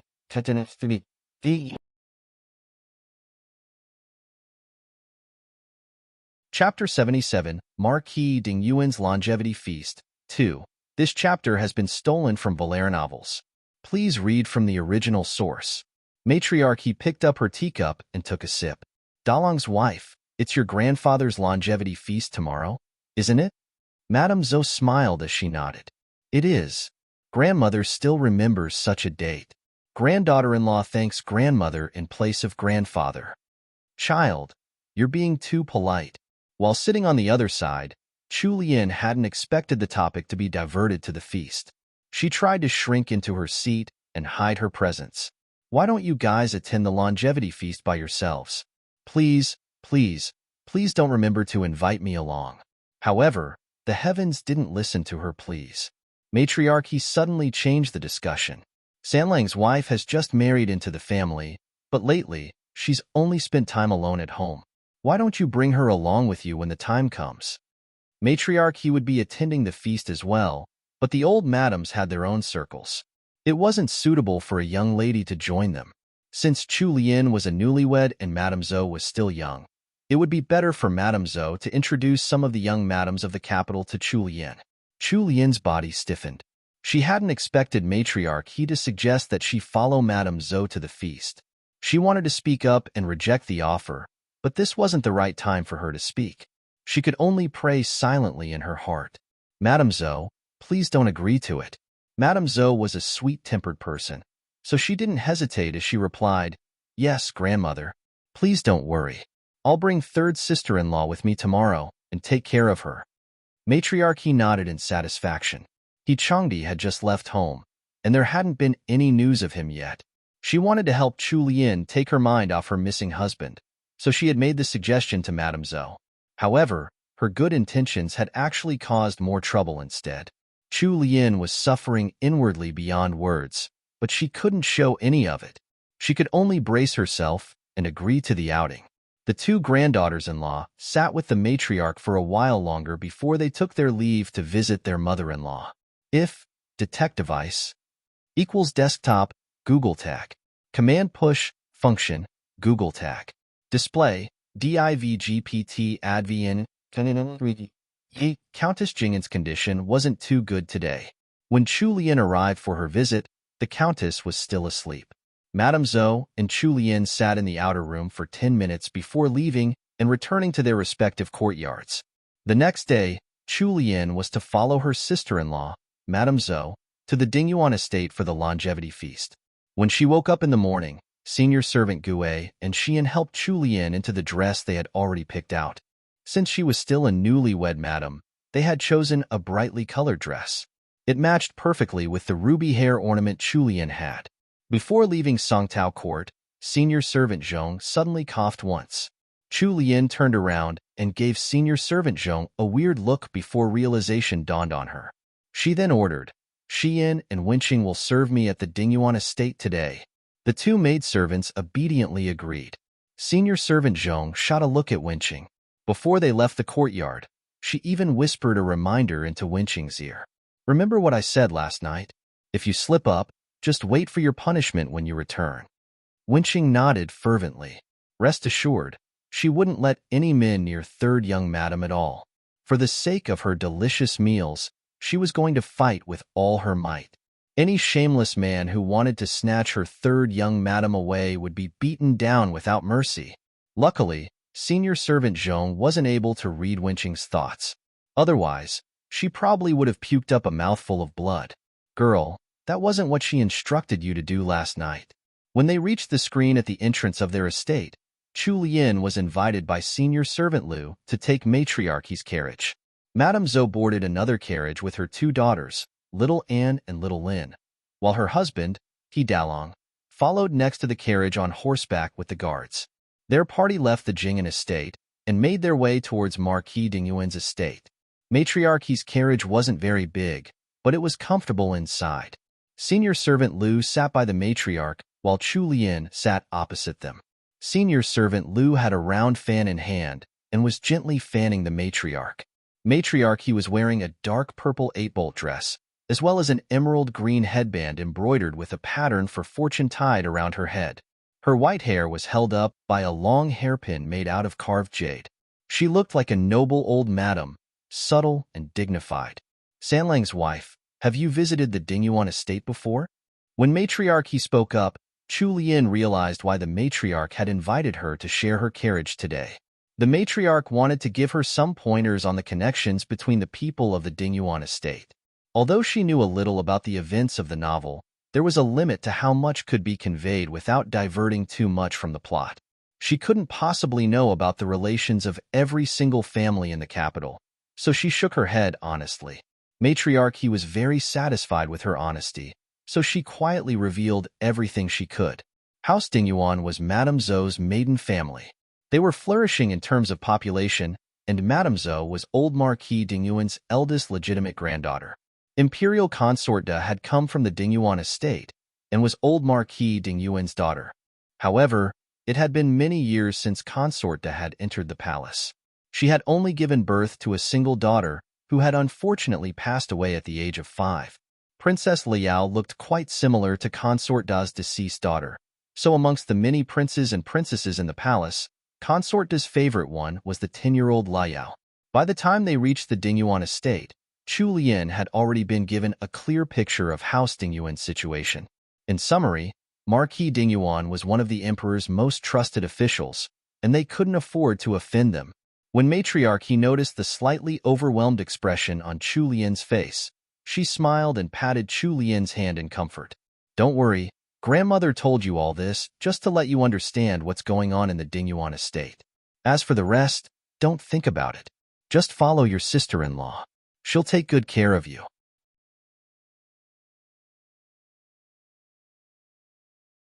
Chapter 78, The Ladies Have Arrived, 1. This chapter has been stolen from Valera novels. Please read from the original source. Chu Lian nodded obediently. Her cute appearance gave Matriarch the urge to pinch her little cheeks. She had to admit that Sanlang's wife was rather pretty. Even in the sizable capital, Chu Lian's appearance stood out as one of the top beauties around. In the past few days of observing her, Matriarch had also realized that Chu Lian was of a kind and innocent nature, nothing like the arrogant, scheming personalities that most noble ladies had.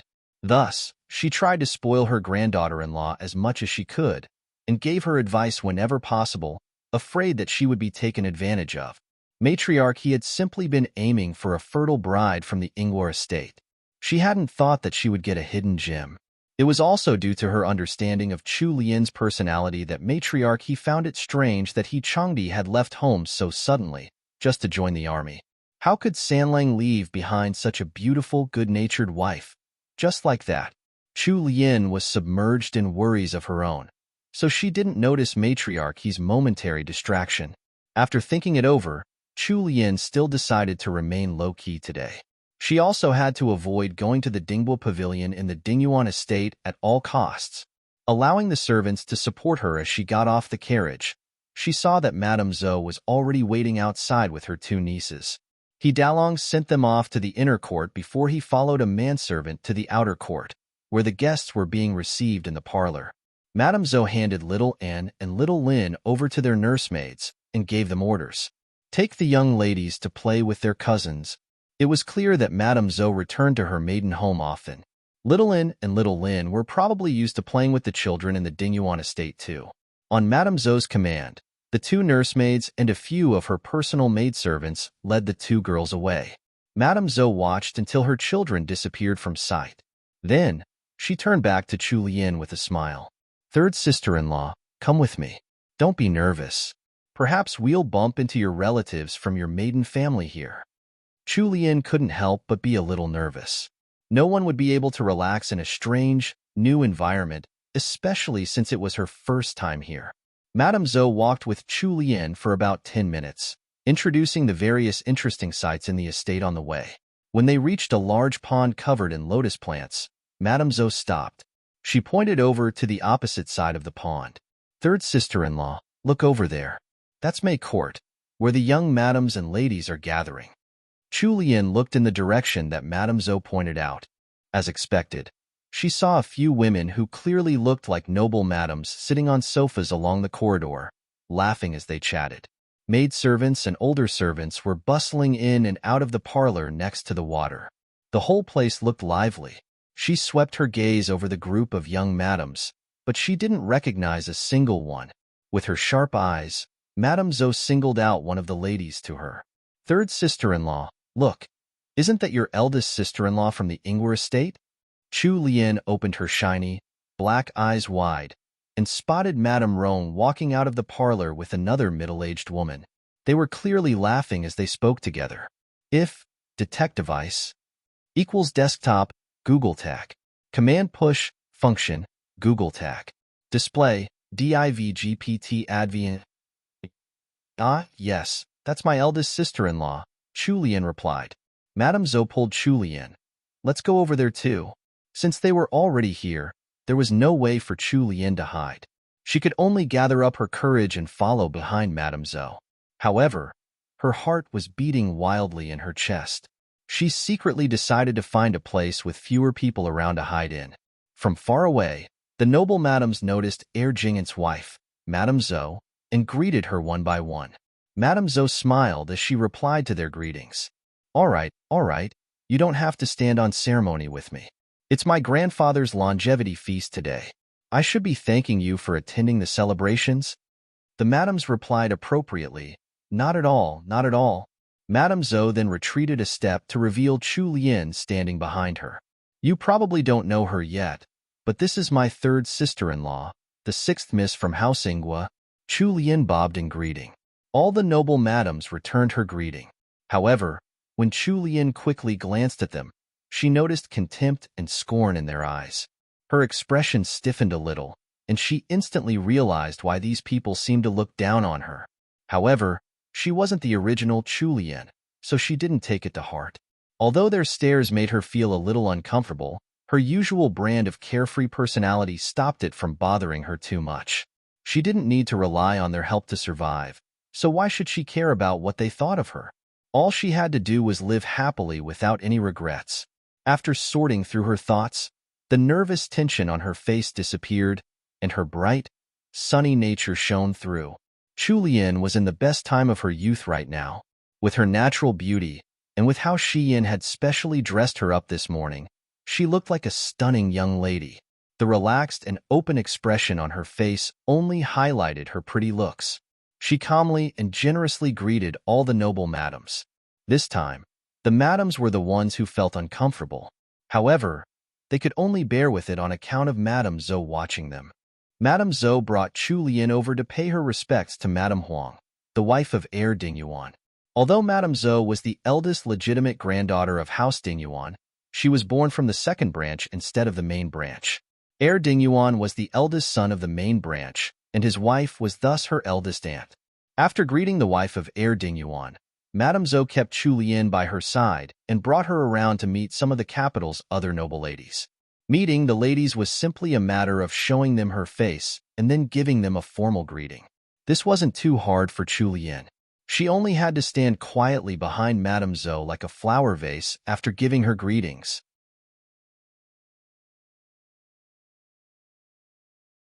Chapter 79, The Ladies Have Arrived, 2. This chapter has been stolen from Valera novels. Please read from the original source. A maidservant suddenly rushed out of May Court and came to the parlor, heading straight for Madame Zhou. When she reached Madame Zhou's side, she tiptoed a little and whispered something into Madame Zhou's ear. Eldest young madam, second madam has something to discuss and wants to meet with you immediately. Madame Zhou's expression immediately turned solemn. She nodded to the maidservant, who was dressed in green and was one of her mother's handmaidens. Madame Zhou turned to look at Chu Lian and found that she looked a little lost. She couldn't stop worrying, but fortunately, a busty young madam dressed in purple had just come walking by. Ozzy, why are you so late? Madame Zhou stepped forward to welcome her in delight. When Chu Lian looked up at the young Madame Zhou had called Azi, she felt a slight chill in her heart. Wasn't this woman one of the supporting female leads in the original novel? Her name was Wei Fengzi, and she was the youngest sister of Imperial concubine Wei. She was also the wife of the Ministry of Personnel's vice minister. She only made an appearance much later in the novel. Chu Lian hadn't expected to see her here at Marquis Dingyuan's longevity feast. Yuan Jing.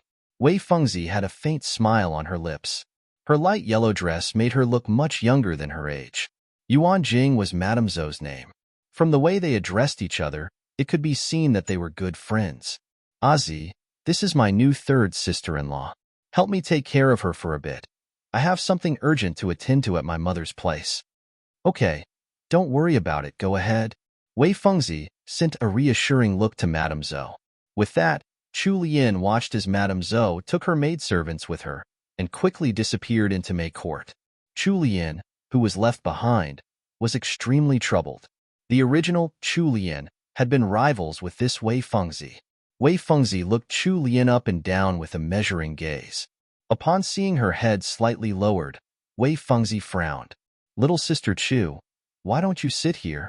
Chu Lian looked up and glanced at Wei Fengzi. Another young madam started to call out to Wei Fengzi from not far away. The corners of Chu Lian's mouth twitched a little as she quickly offered, Madam, if you're busy, you don't have to look after me. I'll be fine just sitting over there. For some reason, Wei Fengzi just didn't feel all too happy with this new third young madam from House Jing'an. If not for Madame Zhou's request, she wouldn't have even bothered with this girl. Since Chu Lian was now rejecting her kind invitation, she naturally no longer had any patience to deal with her. If detect device equals desktop Google Tag, command push function Google Tag, display divgpt advent. Wait, fine. I'll go over there then. If there's anything you need, send a maidservant to me. Chu Lian nodded obediently and even looked up to smile at Wei Fengzi. It wasn't until Wei Fengzi had left that Chu Lian let out a soft sigh. She looked around and found a nice corner outside the corridor and made her way towards it. Although she could hear the discussion from the crowd around her and their opinions of her, it was no use getting angry over something like that. They could choose to say whatever they wanted with their own mouths, and she couldn't control that. Chu Lian pursed her lips and pretended not to hear anything. She leaned against the sofa. There were a few plates of snacks on the small tables next to the sofa, so Chu Lian casually picked out a piece to eat. After taking a bite, she frowned and almost spat it out. What in the world was this made of? It was sweet, but not too sweet. It was also sour, but not quite. In short, it tasted terrible. Now that she had tasted the snacks that the Dingyuan estate served to their guests, Chu Lian finally understood why Cook Zhou's pastries had seemed so delicious to everyone. Just across the lotus pond, a handsome man dressed in a navy brocade robe stood in the corridor of Qingfeng Court with a fan in one hand. His long, narrow eyes were fixed upon a particular spot in Mei Court. In a corner of one of corridors in Mei Court, a young madam was lying on a sofa. Reaching out with her slender fingers, she picked up a small cake and took a bite. Her face quickly contorted into a frown. She put the cake back down on the table and even stuck out her tongue in disgust. As he continued staring at Chu Lian, Xiao Bojian's eyes darkened until they were as black as ink. He couldn't help but think in his heart, Lianer is still the same as before. She only likes sweet things. The snacks here in Marquis Dingyuan's estate are a little sour, so it's no wonder she doesn't like them. Senior Xiao, what are you looking at out there? When Xiao Bojian turned around, he saw Zhenghua walking towards him, dressed in a round-collared brocade robe. Zhenghua followed Xiao Bojian's line of sight. After a moment, he spoke up. That seems to be where all the noble madams are. My mother is there too. Why, Senior Xiao, is there someone you recognize over there? Xiao Bojian hid the emotions swirling in his eyes and calmly said, I'm just taking a look. Let's go in. Zhenghua was about to head inside when a young lady who had been facing away suddenly turned, revealing her face. He was shocked by her beauty, and his eyes lit up. Senior Xiao, don't go yet. Look over there. Xiao Bojian turned back and looked in the direction that Zhenghua was pointing. He happened to spot Chu Lian, who was now gazing across the pond, and the expression on his slightly feminine face turned stormy. In her infinite boredom, Chu Lian was currently tearing up the small cake she hadn't been able to continue eating and throwing the pieces into the lotus pond to feed the koi. "Hey, isn't that House Jingan's third young madam, Miss Chu?" A voice suddenly interrupted out of the blue. Chu Lian turned, a little surprised. She could hear the swell of discussion from some people not far away. Heavens, why are feudal Princess Anmin, Imperial Princess Liao, and Royal Princess Duanjia all here? TL note. A horde of princesses has appeared. Prepare for a long note here. Their ranking goes from highest to lowest. If detect device equals desktop, Google Tag. Command push, function, Google Tag. Display, DIVGPT advn, D1. Imperial Princess equals daughter of the Emperor 2. Royal Princess equals niece or sister of the Emperor 3. Feudal Princess equals daughter of a prince whose title was bestowed by the Emperor. Not related to the imperial family, of course, the princesses outrank the noble madams.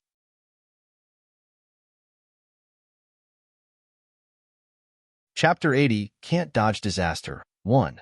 This chapter has been stolen from Valera novels. Please read from the original source. Chu Lian's brows drew together as she looked towards the young girls standing not far away, dressed according to their high status. What was going on? The event she was trying to avoid in the novel had occurred at Dingbo Pavilion, not May Court. Furthermore, these noble personages hadn't appeared in that event. Why did these princesses have their eyes on her now? Chu Lian felt a headache brewing. She couldn't even tell which princess was which. Since she didn't know their identities or their family backgrounds, she could only bow in greeting towards them. Sister Yuanqin, is that the woman that brother he abandoned? The slightly older girl standing at the back chuckled in a haughty manner. She was the legitimate fifth miss from House Dingyuan, Zhou Yuanqin. She had just come of age and was one of Imperial Princess Liao's study companions. The sudden exclamation that Chu Lian had heard earlier had come from her. Imperial Princess, your eyes are really sharp. Imperial Princess Liao was wearing an outfit of about the same color as Chu Lian's today. She was even wearing a ruby hair ornament. However, the workmanship on her dress was much more exquisite, while the materials were clearly rare. The pink dress had a slight gradient from top to bottom. Beautiful patterns were embroidered onto the skirt, and there were even small pieces of precious stones woven into the material. When the light hit them, the dress sparkled like a starry sky. It was both elegant and luxurious. In comparison, Chu Lian's similar outfit looked much poorer. However, with Chu Lian's delicate looks, slender body, and lovely figure, she still managed to look stunning in the simple pink dress that she was wearing, especially since she was currently in the best period of her youth. Conversely, the 11-year-old Imperial Princess Liao still hadn't quite grown into her figure. When the two of them stood opposite each other, they each had a charm of their own. However, when looking closely at their outfits, Chu Lian's dress wasn't quite up to par. The ruby butterfly pin on her head had been bright and lovely at first, but compared to Imperial Princess Liao's ornament, it completely lost its color. The buzzing of discussion sprang up around them, and Chu Lian could feel the contempt in the gazes thrown at her. How shabby! Imperial Princess Liao smirked as she said. With that one comment from the princess, the noise of discussion grew ever louder. All the voices she had been trying to ignore fell into her ears one by one. Well, didn't House Jing'an connect with House Inghua because of their particularly fertile ladies? Did you hear? He Sanlang left his family and the capital just 2 days ago. If detect device equals desktop, Google Tag. Command push, function, Google Tag. Display, DIVGPT advn content underscore. Haha, what a joke. Without her man, what use is her fertility? Isn't that right? She's just a poor little maid. I can't believe she wore that to the Dingyuan estate. How embarrassing. I guess you all don't know yet. This sixth Miss Chu didn't have a good reputation in the first place.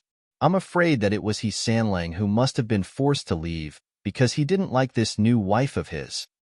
House Inghua's Madame Rong had taken a trip to the restroom and had just come back.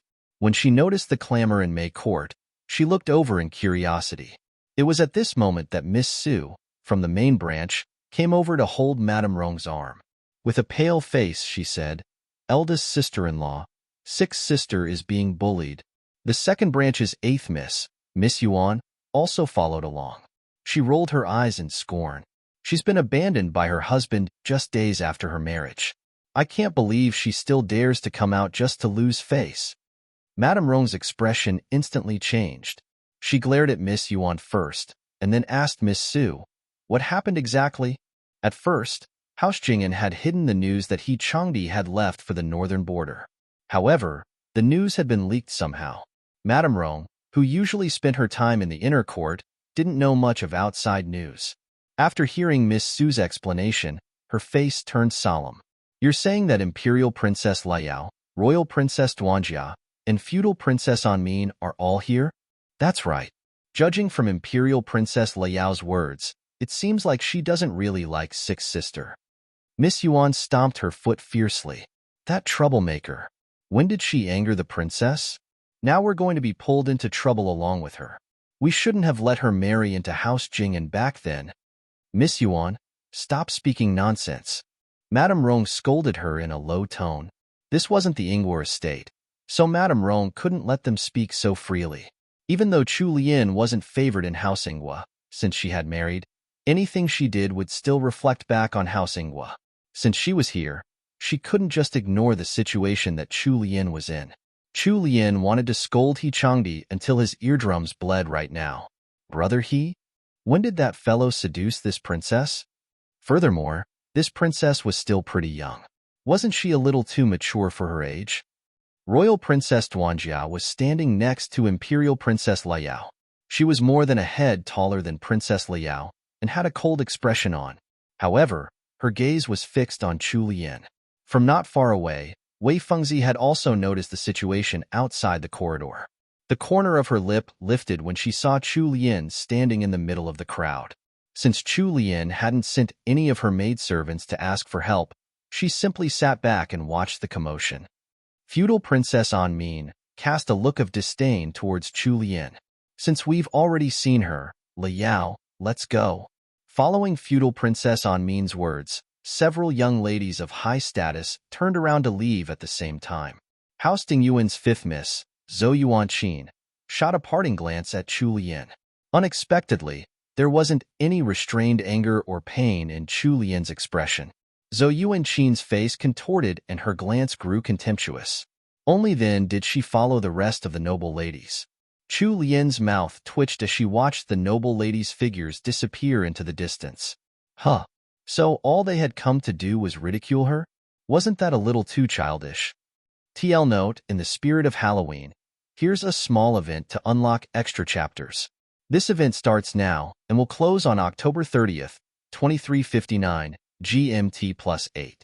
It's easy, just choose either trick or treat in the poll below. When the poll closes, I'll do the following calculations. A equals greater number of votes, B equals lesser number of votes, A/B equals number of bonus chapters, rounded up, if, detect device. Equals desktop, Google tag. Command push, function, Google tag. Display, DIVGPT advian. The maximum will be 5 chapters posted on Halloween, October 31st, and the minimum will be the usual 1 chapter. Have fun. You trick or treat. Trick. Treat. View results loading.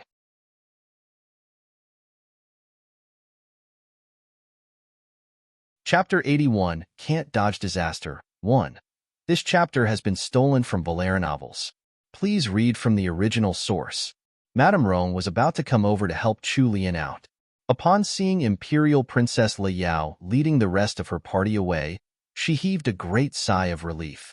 However, without waiting for her to relax, a sharp scream filled the air. Oh! Chu Lian felt someone push her hard and she wobbled. Following that, some sweet-smelling things fell over her and rolled all over the floor. Chu Lian froze in shock.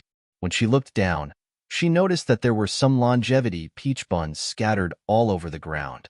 The person who had knocked into her was already on her knees, wailing and crying. Chu Lian felt the urge to roll her eyes. The group of noble ladies hadn't gone too far. Their attention was attracted by the new commotion, so they started to turn around to look. The madams and young ladies surrounding Chu Lian all moved away, leaving a clear path for the noble ladies. When Zhou Yuanqing spotted the longevity peach buns all over the ground, her calm demeanor cracked and she quickly walked over. She pointed at Chu Lian while trembling in anger. "You! How could you destroy the birthday present my mother prepared for my grandfather?" "Birthday present? These ugly longevity peach buns? Lady, stop pulling my leg. Isn't this trap you've made way too obvious?" After Zhou Yuanqing's shout, someone in the crowd exclaimed, "Look at the shape of the buns. These must have been made by Mr. Wang from Dan Restaurant. They were destroyed just like that. What a waste." The corners of Chu Lian's mouth twitched. These half-grown ladies were not just using a plate of longevity peach buns to sabotage her. They were even praising these buns like they were made by some master chef. What were they trying to pull? What happened to the pushed-into-water trap she had been expecting in the novel? How did the trap become even more stupid? Those lumps on the floor were just some white steamed buns dyed a little red. How could they be some top-class longevity peach buns made by some amazing chef? If detect device equals desktop Google tag command push function Google tag display divgpt advn please don't joke around with me. Of course, the crowd couldn't possibly hear Chu Lian's inner ranting. The crowd parted again, and a richly dressed 40-year-old madam walked out. When Chu Lian looked at her, the madam's sharp gaze shot back at her. With anger rumbling in her tone, she questioned, "What's going on here?" This was Heir Dingyuan's wife, Madame Huang, whom Madame Zhou had brought her to greet earlier. She was also Zhou Yuanqing's mother. The person kneeling on the ground, trembling, was a maidservant dressed in a ginger-colored dress. With a wavering voice, she said, This servant was sending the longevity peach buns to the banquet at the outer court when this young madam suddenly pushed this servant. "Madam, please have mercy on this servant. Please have mercy." Chu Lian. She had been standing still right here. How could she have pushed her? However, no one stood out to speak for her at this time. To the noble madams and young ladies here, she had already climbed the social ladder by marrying into House Jing'an. He Changdi's sudden departure so soon after the marriage had then made her the hot topic of the season. Most of the people here were probably waiting to see her commit a faux pas. Even if they knew that she was being framed, not a single one would stand out for her. Furthermore, the one trying to put her down seemed to be Heir Dingyuan's wife. It might even be the emperor's most favored child, Imperial Princess Liao. Madame Rong stopped in her tracks. Miss Su gaped a little in shock. After blanking out for a moment, she finally recovered her senses. She turned to her sister-in-law and said, "Eldest sister-in-law, we, don't say a word. We'll wait." Madame Rong felt the urge to retreat. Previously, when Imperial Princess Liao had been purposely mocking Chu Lian, the princess was the one at fault. If she went up to defend Chu Lian, that was perfectly reasonable. Even if she made an enemy of the princess then, the news of her good deed and righteous defense of her family would spread out. However, it was a completely different situation now. She hadn't clearly seen what happened. It didn't matter who the culprit was, anyway. Madame Huang's gift to old Marquis Dingyuan for his longevity feast had been ruined, so it was now all Chu Lian's fault. If she went out now, she had to face both Madame Huang and Imperial Princess Liao. There wouldn't be any merit to her reputation, and she might even be labeled as someone who tried to cover up her family's faults. Madame Rong was already low enough in the ranks of noble madams. She was also in charge of managing the Yinghua household. House Yinghua's descent had slowly molded her into someone who would seek profit and avoid all losses. Miss Su desperately looked at the crowd and was about to make her way forward when Madame Rong held her back. Eighth Miss Yuan, hid behind Madame Rong and watched. Hidden in the shadows, her lips curled up. Xiao Bojian stood outside the corridor, his right hand gripping the red-painted railing tightly as his gaze fixed upon the scene across the pond. Heir Zhenghua used the folding fan in his hands to block the sun shining from above and carelessly said, "Senior Xiao, it seems like something must have happened over there. Even the princess is around. It looks quite lively." On the third floor of Qingfeng Court, the smell of hardwood incense filled the area. There was practically no one around, and it was extremely peaceful and serene. The window facing the pond was only opened halfway, and from that small opening, a tall person could be seen. If detect device equals desktop, Google Tag. Command push, function, Google Tag. Display, DIVGPT admin. He had sharp features and a pair of azure eyes that were currently focused on May Court. The man waved his hand, and a human figure appeared next to him. Master, what are your orders? Go over to May Court. If they try to punish Miss Chu, save her. Understood. The figure disappeared in a flash. TL note. These are probably what Chu Lian got hit with XD longevity peach buns.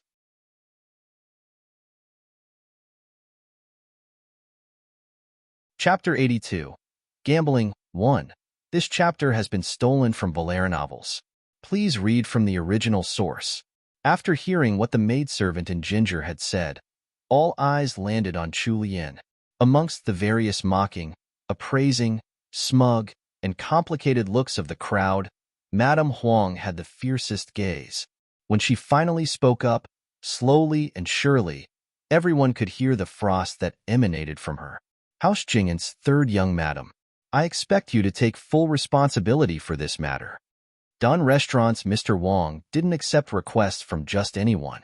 In the entire capital, he was the only one who could make such beautiful longevity peach buns.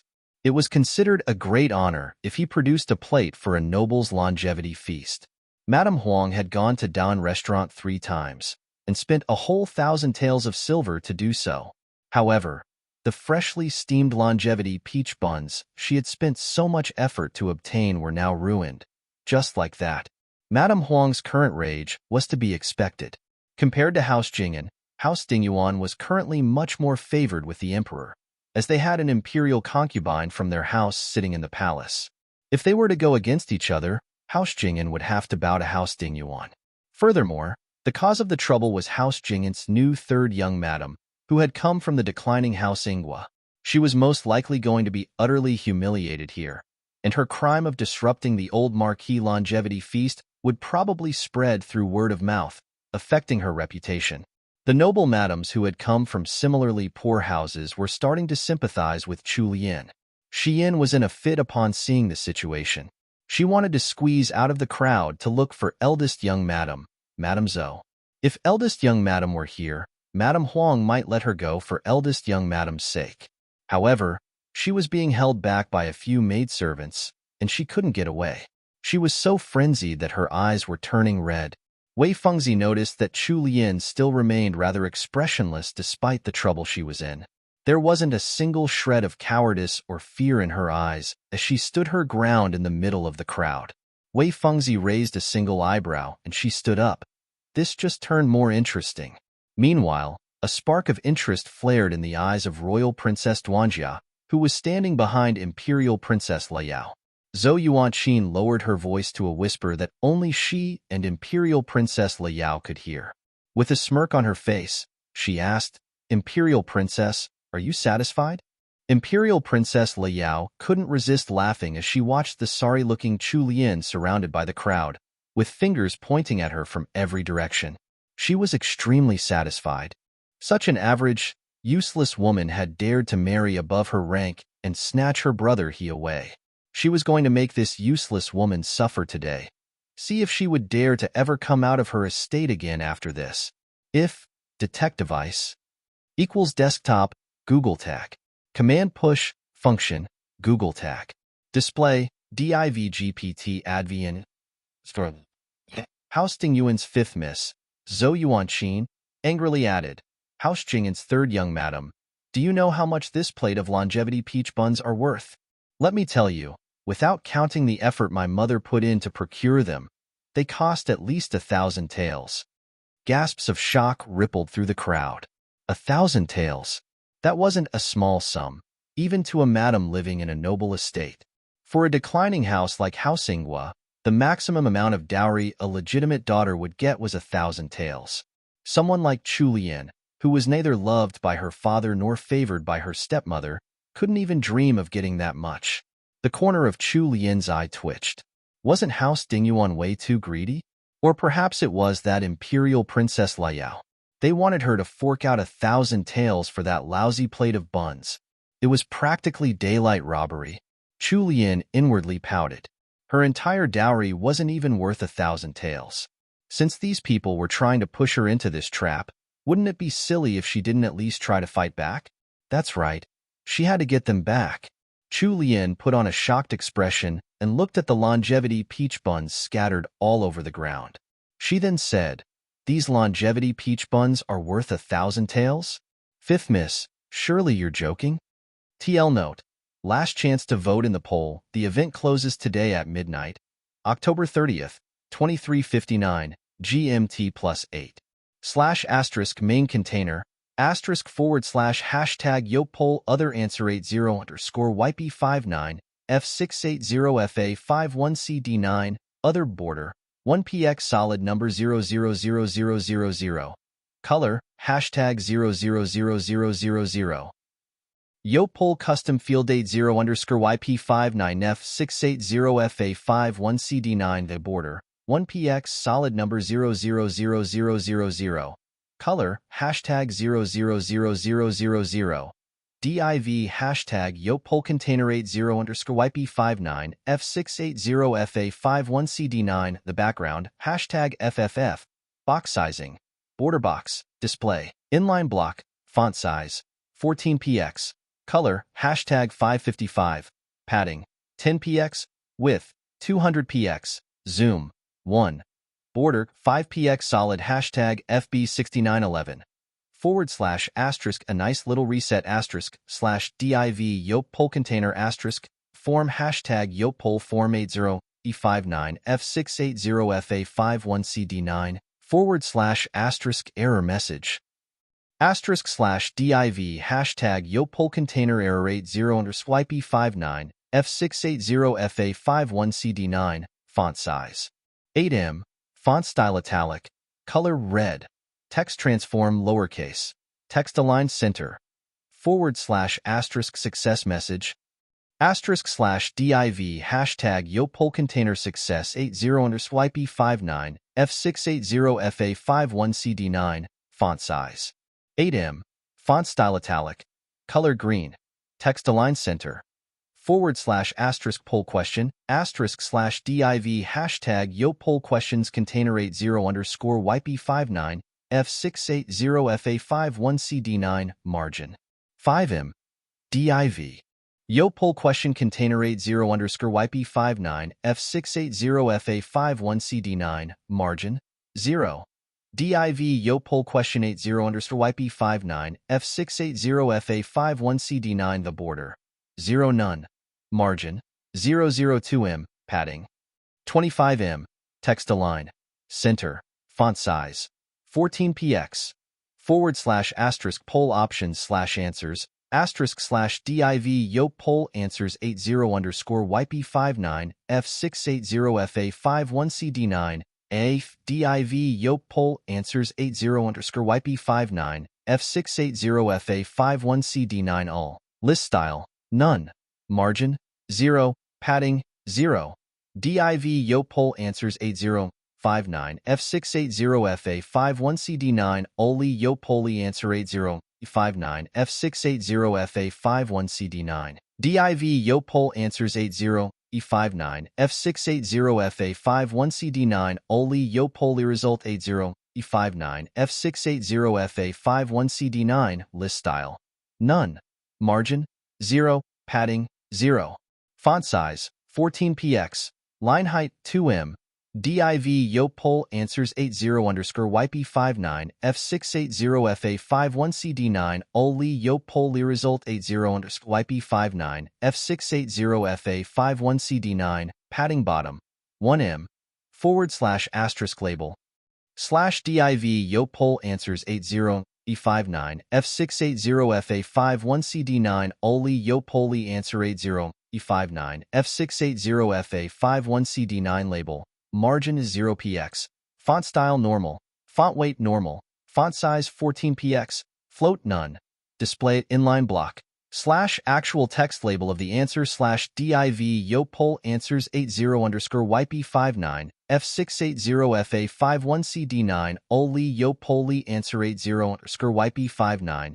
f680 fa51cd9 label nth of type 2 slash custom answer slash other slash div yo poll answers 80 e59 f680 fa51cd9 oli yo polli answer 80 e59 f680 fa51cd9 label nth of type 3 with 100% overflow hidden div hashtag yo poll container 80 underscore yp59 f680 fa51cd9 li yo poll li answer 80 underscore yp59 f680 fa51cd9 label nth of type 3 input type equals text with 94% overflow hidden slash custom checkbox and radio button style // custom fields asterisk slash div yo poll customs 80 underscore yp59 f680 fa51cd9 clear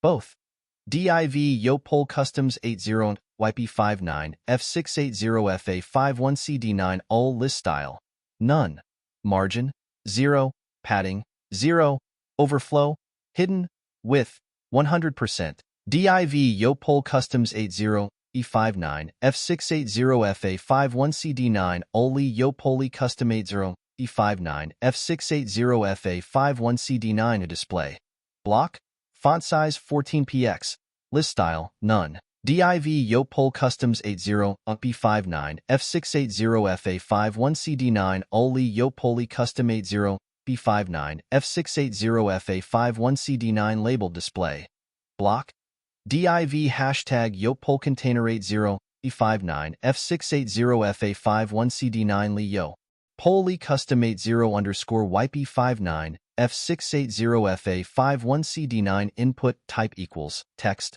with 94% / vote button * yo poll footer / height 4m * yo poll vote centered 80 underscore yp59 f680 fa51cd9 text align center hashtag yo poll vote 80 e59 f680 fa51cd9 div button cursor pointer display block font size 14px margin 0 auto hashtag yo poll vote 80 underscore yp59 f680 fa51cd9 div button yop underscore hashtag yo poll vote 80 p59 f680 fa51cd9 div button yop underscore poll underscore wordpress underscore margin 1m auto 0 hashtag yo poll vote 80 yp59 f680 fa51cd9 div button yop underscore poll underscore anonymous underscore vote underscore button margin 1m auto 0 / results / li yo poll results 80 underscore yp59 f680 fa51cd9 a font size 12px font style italic font weight normal margin left 15px color hashtag 38595e / style for results that are displayed on columns * li yo polli answer 80 e59 f680 fa51cd9 float left display inline block width 100% padding 1% margin 1% hashtag yo poll vote 80 b59 f680 fa51cd9 div hashtag yo poll results 80 b59 f680 fa51cd9 a float right width auto hashtag yo poll vote 80 b59 f680 fa51cd9 div hashtag yo poll results 80 e59 f680 fa51cd9 a of color hashtag 000 text decoration underline font size 12px hashtag yo poll vote 80 e59 f680 fa51cd9 div hashtag yo poll back 80 e59 f680 fa51cd9 a of color hashtag 000 text decoration underline font size 12px hashtag yo Poll vote 80 B59 F680 FA51 CD9 DIV hashtag Yo poll archive 80 B59 F680 FA51 CD9 8th color hashtag 000 text decoration underline font size 12px hashtag Yo poll vote 80 B59 F680 FA51 CD9 DIV float left width 100% / result bar */ Yo poll results bar 80 underscore YP59 F680 FA51 CD9 DIV the background hashtag 555 with 90% / extras / captcha * hashtag Yo poll captcha input div80 B59 F680 FA51 CD9 margin top 5px hashtag Yo poll captcha helpers div80 B59 F680 FA51 CD9 width 30px float left margin left 5px height 0px hashtag Yo poll captcha helpers div80 B59 F680 FA51 CD9 IMG margin bottom 2px hashtag Yo poll captcha image div80 B59 F680 FA51 CD9 margin bottom 5px hashtag Yop B59 F680 FA51 CD9 float left Yo poll clear 80 IP59 F680 FA51 CD9 clear both Yo poll name 80 underscore YP59 F680 FA51 CD9 color hashtag 38595E font size 18px Yo poll answer 80 YP59 F680 FA51 CD9 label IMG max width 98% Yo poll result 80 YP59 F680 FA51 CD9 label span IMG max width 98%. Content position unset. Important. Div Yo poll container BR. Div hashtag Yo poll container 80 B59 F680 FA51 CD9 BR display. None. Div hashtag Yop underthought. B59 F680 FA51 CD9 DIV inth last of type 1. Display. None. Hashtag Yo poll container 80 B59 F680 FA51 CD9 IMG max width 200px. Yo poll forms display. Trick or treat. Trick. Treat. Make your choice.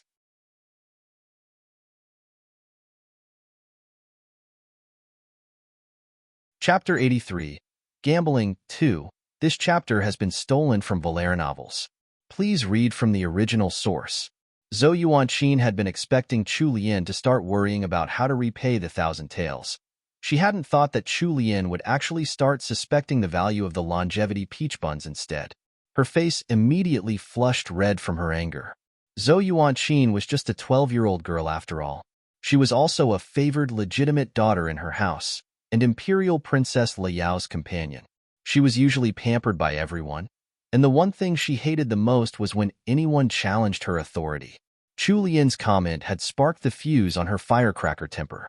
Chu Lian, how dare you doubt my words? Don't think that you can accuse us like this just because you're too poor to pay us back. Let me tell you now, I don't care about the 1,000 taels.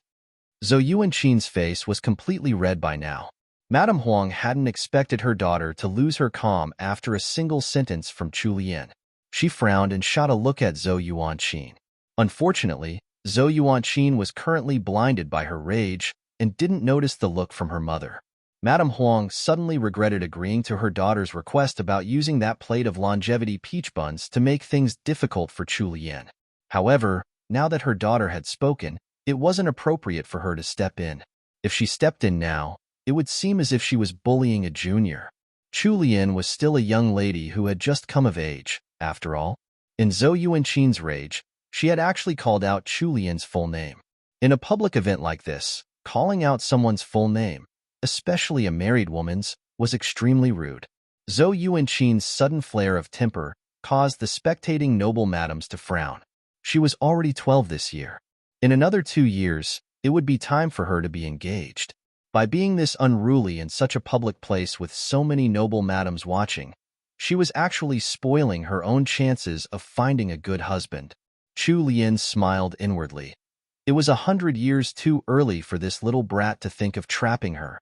Fifth Miss So, 1,000 taels isn't a small sum for me. Of course, I'll have to ask a few questions to understand what's going on.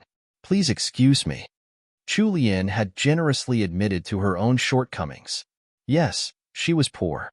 Although her maiden family had a noble title, they were already on the decline. This was common knowledge, and there wasn't any need to hide it.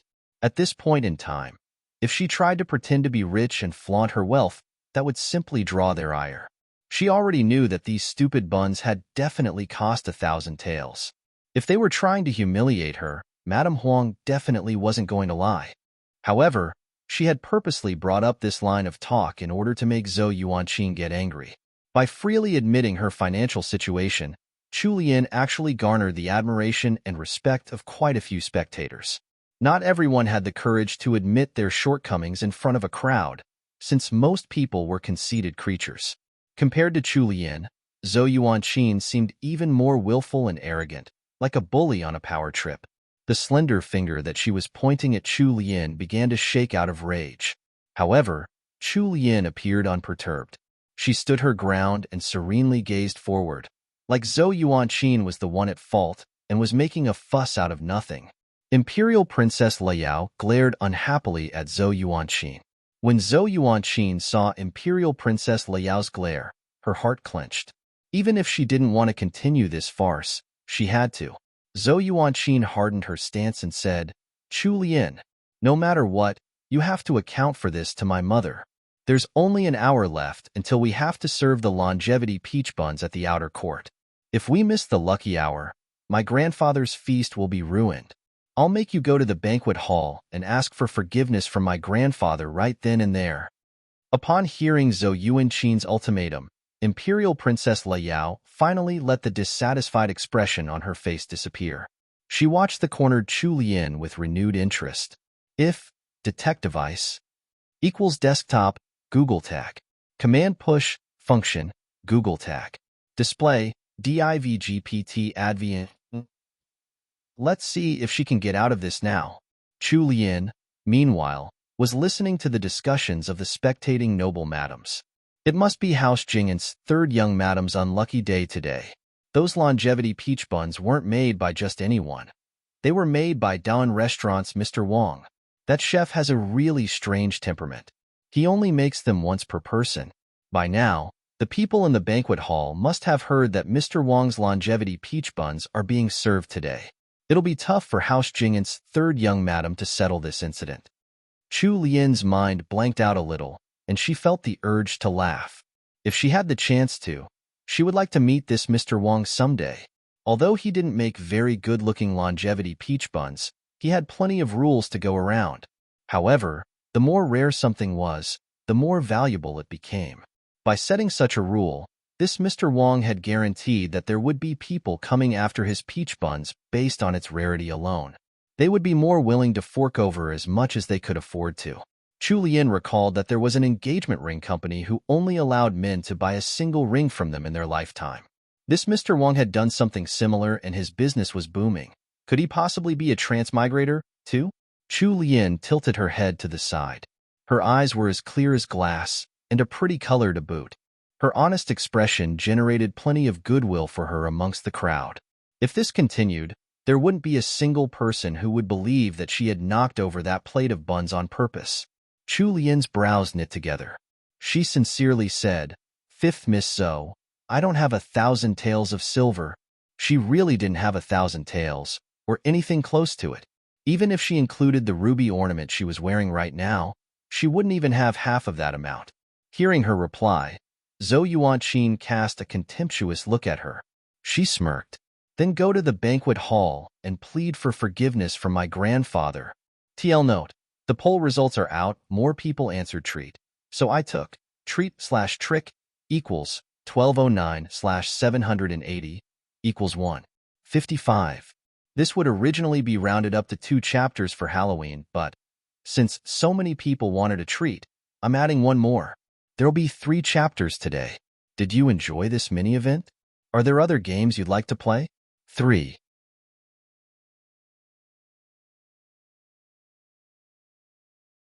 Chapter 84. Gambling. 3. This chapter has been stolen from Valera novels. Please read from the original source. The crowd sucked in their breaths. If the third young madam from House Jingen really went to the banquet hall and asked for forgiveness from old Marquis Dingyuan in front of all the distinguished male guests, House Jingen would never be able to hold their heads high in the capital again. Without waiting for the crowd to pity her, Chu Lian said with a clear voice, however, I'm willing to compensate Madame Huang with more longevity peach buns. Chu Lian's sparkling eyes, straight back, and complete lack of any cowardice drew everyone's gazes. Oh? How are you going to make up for them? These longevity peach buns were made by Dan Restaurant's Mr. Wang. Can you make the exact same ones? The one speaking was feudal Princess Anmin. She raised her chin slightly, showing off her clear disdain for a lowly person like Chu Lian. Chu Lian smiled, coming from someone already pretty and innocent, and on her way to becoming a great beauty. Her smile was like a refreshing spring breeze. I don't dare to claim that I can make the exact same ones, but I can definitely make something even better. Nonsense. Dan Restaurant's Mr. Wang makes the best longevity peach buns in the entire capital. How could you possibly make something better? Zhou Yuanqin hadn't expected Chu Lian to say something like that. She refuted her on the spot. Fifth Miss Zhou, how could you know that without seeing it for yourself? I'm in the wrong for knocking over Madame Huang's longevity peach buns today. But since Madame Huang is a magnanimous person, please grant me a chance to make up for it. Chu Lian's first sentence was meant for Zhou Yuanqin, but her next sentence was aimed towards Madame Huang. Chu Lian had already gotten some goodwill from the crowd thanks to her performance. Now that she was making such a sincere request to Madame Huang, it showed that she knew when to push and when to retreat. This action earned even more positive assessments from the crowd. Anyway, everything had happened so quickly. Who knew if it was even Chu Lian who bumped into that maidservant just now? At this point, many of the madams were leaning towards Chu Lian's side. Zhou Yuanqin's neck was starting to turn red from all her anger. She refused to let Chu Lian off and said, So what if you can make longevity peach buns? Don't tell me that they'll be able to match up to Mr. Wang's. Mr. Wang only makes 1 order of longevity peach buns per person. Chu Lian's expression turned solemn. Fifth Miss Zhou. If we're talking about food, we should judge by sincerity and taste. As long as the longevity peach buns I make are more delicious than Mr. Wang's, don't you think that's better than any of those false tricks? That's right, that was just a silly trick. Suddenly, the crowd was awakened by Chu Lian's words. No matter how expensive they were, it was just a plate of longevity peach buns and Dan Restaurant was out to make money. If the emperor wanted to eat 2 plates of longevity peach buns, that Mr. Wang couldn't possibly defy an imperial edict for the sake of this principle. Furthermore, how could a noble young madam from House Jingen be compared to a lowly cook from Dan Restaurant? Chu Lian's words were like a slap to the face. Fifth Miss Zhou was so angry that her face and neck were flushed red, but she couldn't say a word in retort. If detect device equals desktop Google Tag, command push function Google Tag, display DIVGPT advn 3. Madame Huang glared at her daughter. With the situation as it was now, she could only agree to Chu Lian's request. If she didn't give her this chance, then it would be Madame Huang and her daughter who were the discourteous ones. All right, House Jingen's third young madam. I'll give you this chance today. However, if you don't manage to make longevity peach buns that taste better than Mr. Wang's, even if matriarchy is here, I won't show you any mercy. Madame Huang was the madam in charge of the Dingyuan estate now, and she was used to dealing with the high echelons of society. Thus, she had a powerful aura about her. Any normal young lady would probably be shocked stiff by her threatening words. However, Chu Lian was the one facing her. The business dealings in the modern world were much more sly and craftier than this, and she had met all sorts of bosses before. How could she be afraid of someone like Madame Huang? Of course, madam. Chu Lian respectfully bobbed towards Madame Huang. Her actions were completely in line with etiquette, and there was nothing to pick on. Although Madame Huang was inwardly raging, on the outside, she maintained her elegant demeanor. Her sharp eyes watched Chu Lian as she secretly harumphed.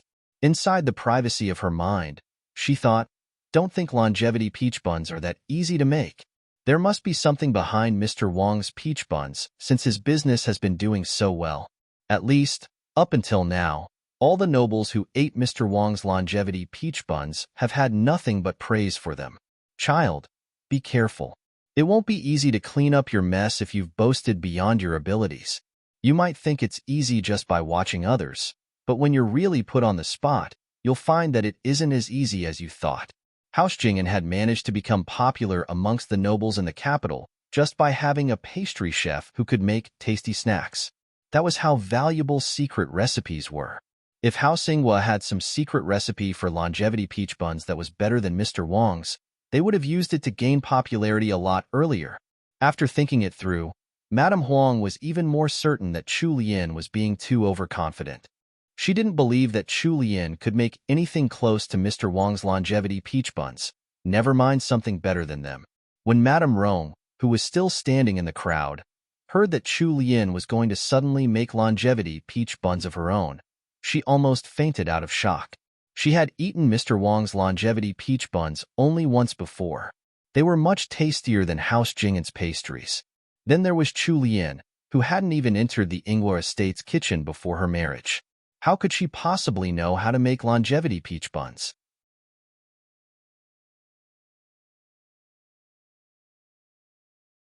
Chapter 85. Wager 1. This chapter has been stolen from Valera novels. Please read from the original source. Madame Rong's body swayed a little. Luckily, Miss Su caught her and held her upright. Miss Su also looked tense. Even back at the Ingwa estate, Sixth Sister had always tried to appear strong despite being out of favor. However, doing so in a situation like this was just silly. She should have just kept her head down instead of standing out. Eldest sister-in-law, are you all right? Miss Su whispered in concern. Madame Rong pressed a hand against her forehead before waving her off. I'm fine. The progression of events even frightened 8th Miss Yuan. Even if Chu Lian was disgraced, they would still be fine by virtue of her having already married out of the estate. Plus, she belonged to House Jing'an now, so she would surely be disciplined by matriarch He. However, now that things were at this point and Madame Huang was clearly angry, if Chu Lian were to mess up, both House Ingwa and House Jing'an would be pulled down together with her. Miss Yuan was a little afraid now. She carefully pulled on Madame Rong's sleeve and begged quietly, Eldest sister-in-law, let's leave now. Madame Rong looked around her. She did want to leave, but when she caught sight of the occasional glances thrown her way, she stiffened up. How could she leave in a situation like this? Although no one was speaking, plenty of eyes were watching her. If she were to leave now, news might spread that she didn't care about her sisters. Madame Rong felt immensely regretful. To her, Chu Lian was to blame for everything. I believe House Jing'an's third young madam didn't do it on purpose. For a young girl, 1,000 taels is a huge sum. If third young madam can truly make longevity peach buns that are better than Mr. Wang's, then I'll give her this coral bracelet to calm her nerves. Right when Madame Huang had ordered someone to bring Chu Lian to the kitchen, a woman's voice rang out. The crowd slowly parted to let her through. A middle-aged madam dressed in a begonia-colored 16-bolt dress stepped out, accompanied by a group of people behind her. Immediately, whispers of discussion sprang up around them. Lady Yang is here. Madame Huang won't be able to continue doing as she likes now. Lady Yang? Chu Lian turned her bright, clear eyes in the direction the crowd was looking in. The middle-aged madam was tall and luxuriously dressed without seeming too stately. She exuded elegance all over.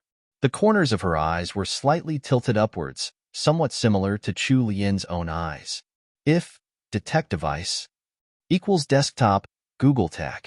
Command push, function, Google Tag. Display, DIVGPT Advian.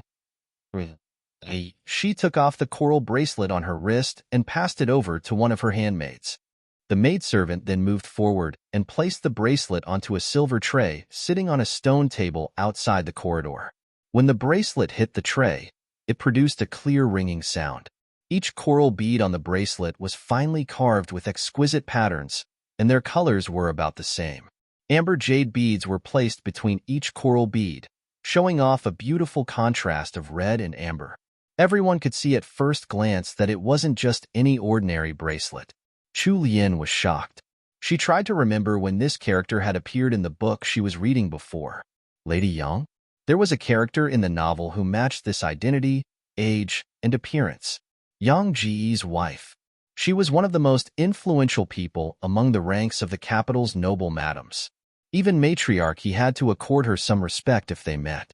This madam was one of the original Chu Lian's greatest enemies. In the end, Chu Lian had tortured her to death with some cruel methods. Chu Lian cast a curious, measuring gaze towards Lady Yang. She hadn't expected that Lady Yang, who should have been working against her, would come out now only to stand on her side. What was this called again? The tables have turned? Although Chu Lian didn't want to overthink things and make her life complicated, she wasn't so naive as to think that Lady Yang had come simply just to help her out. As expected, she could hear some people talking in the crowd. Lady Yang and Madame Huang have been at odds since they were young unmarried ladies. It would be hard to avoid clashing over this matter today. Unfortunately, that poor third young madam from House Jing'an has become a target. Chu Lian laughed inwardly. She didn't really mind being a target. No matter what Lady Yang's motives were, that coral bracelet was pretty valuable. What did she need the most now? Money. That bracelet was going to be hers. Since Sister Yang has already placed something in the pot, I'll have to add in my own share. A young madam with rosy cheeks standing behind Lady Yang spoke up. She looked to be in her 20s and was dressed in a silk green dress. From what Chu Lian could hear from the crowd's whispering, this was the wife of the Vice Minister of the Ministry of Personnel. The Vice Minister's wife took off a butterfly-shaped golden hairpin decorated with pieces of jade from directly off her head and placed it in the silver tray.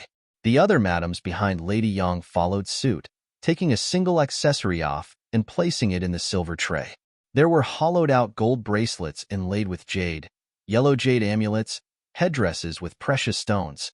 All these high-quality, sparkling accessories were laid out on this ordinary silver tray. The younger madams in the crowd were completely wide-eyed in shock. What was going on? How did these influential senior madams suddenly start fighting with each other? TL note, the headdresses might look like this. Headdress.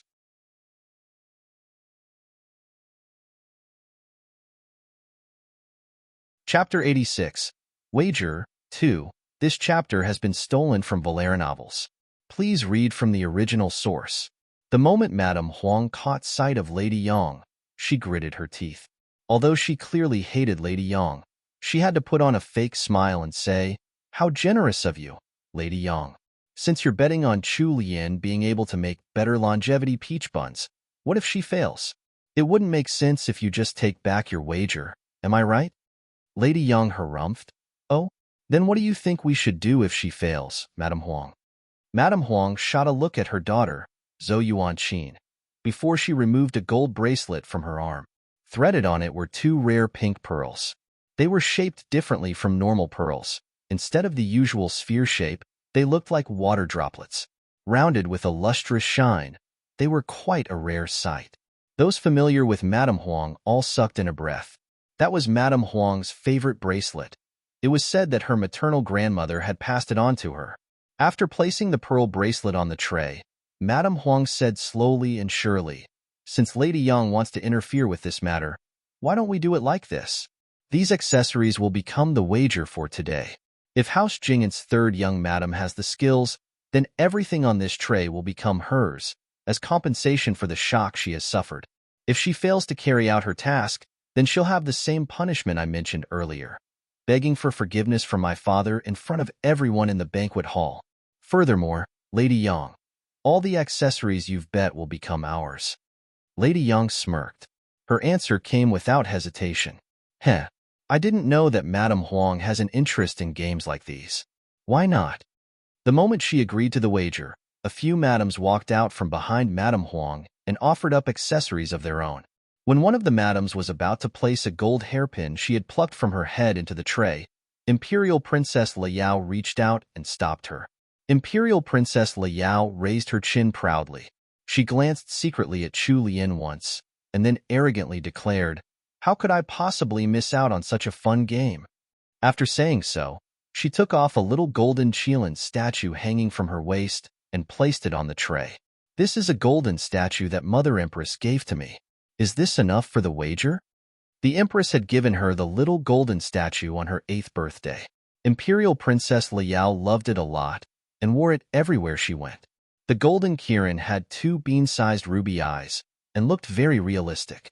Madame Huang wanted to stop Imperial Princess Liao, but this princess had been spoiled rotten in the palace and was used to getting her way. Furthermore, she was favored by the emperor. This was supposed to be a fight amongst madams, but now that an 11-year-old princess had suddenly cut in, it seemed a little strange. Lady Yang cast a glance at Imperial Princess Liao. Even though she was the wife of an important official and a first-rank titled noble wife, it wouldn't be good for her to interfere with the princess' actions. Imperial Princess Liao was part of the imperial family after all. It was never a good thing to interfere in the imperial family's matters. Just as everyone thought that the wager had been set, Royal Princess Duanjia stepped out of the crowd. Royal Princess Duanjia was about the same age as Chu Lian and was the legitimate daughter of Prince Wei, the brother of the current emperor.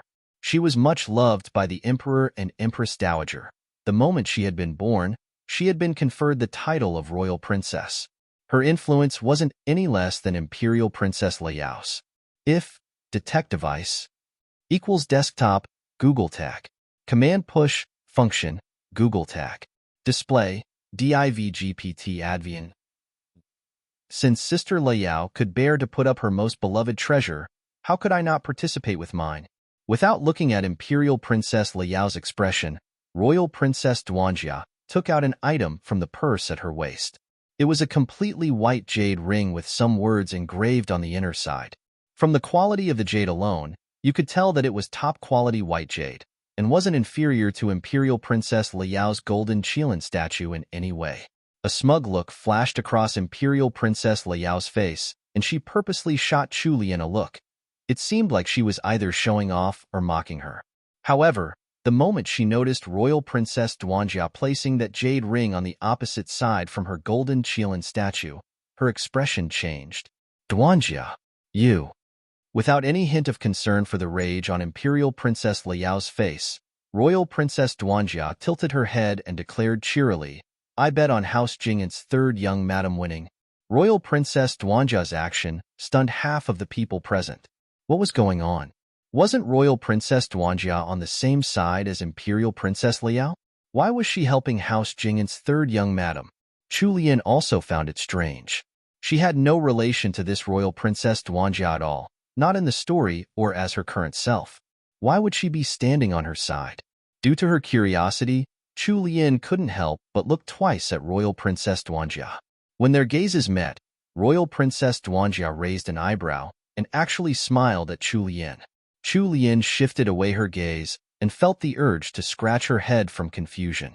Since 2 respected members of the imperial family had just joined in the bet, the excitement of the crowd had been ramped up to the maximum. These noble madams and young ladies usually pass their days in boredom. Just by attending a simple longevity feast at Marquis Ding Yuan's estate, they had bumped into such a spectacular show. Everyone was inwardly shouting with excitement. Something like this would surely become the talk of the capital amongst the upper class. No matter what the result was, everyone would be talking about it within 2 days' time. Feudal Princess Anmin wanted to have her turn too, and thought of stepping out to add her contribution to the pot. However, she was held back by Zhou Yuanqin. Zhou Yuanqin had received a hint from her mother and shook her head at Feudal Princess Anmin. Feudal Princess Anmin could only give up the idea of joining in. She was an imperial princess daughter, so she ranked a step lower than Imperial Princess Liao and Royal Princess Duanjia. Since there were already 2 daughters of the imperial family taking part, it wasn't appropriate for her to join in as well. Madame Roan gripped the jade amulet tightly in her hands, hesitating and thinking hard. In the end, when she saw that Imperial Princess Liao and Royal Princess Duanjia had joined the wager, her courage shrunk even more. Under these circumstances, if she added to the pot, she would be going directly against Imperial Princess Liao. TL note. Another long note, Qilin. The Qilin is a Chinese mythical beast which looks like a chimera of multiple animals. It's usually seen as a good omen. Imperial Princess Liao's golden Qilin statue might look like this, but smaller. Qilin statue. Mother Empress. Imperial Princess Liao addresses the Empress as Mother Empress or Muhu. Although the Empress is not actually her mother, she has to call the Empress Mother Empress, while her own mother is called Mother Consort or Mu Fei. This is meant as respect for the Empress, who is the Emperor's sole legal wife. Prince Wei. Brothers of the Emperor are given titles as princes. The Emperor's daughters are imperial princesses. A prince could be the Emperor's son, brother, or even uncle. A prince's daughters are royal princesses. An imperial princess's daughters are feudal princesses. If detect device equals desktop, Google tag. Command push, function, Google tag.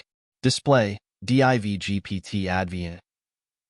A feudal princess on mean not joining the wager. If she joins either side, she would make the game imbalanced as there would be two princesses on one side. She also ranks lower than Liao and Duanjia, so it's not good for her to go against either one. You're tuning in to the Romance Rendezvous YouTube channel.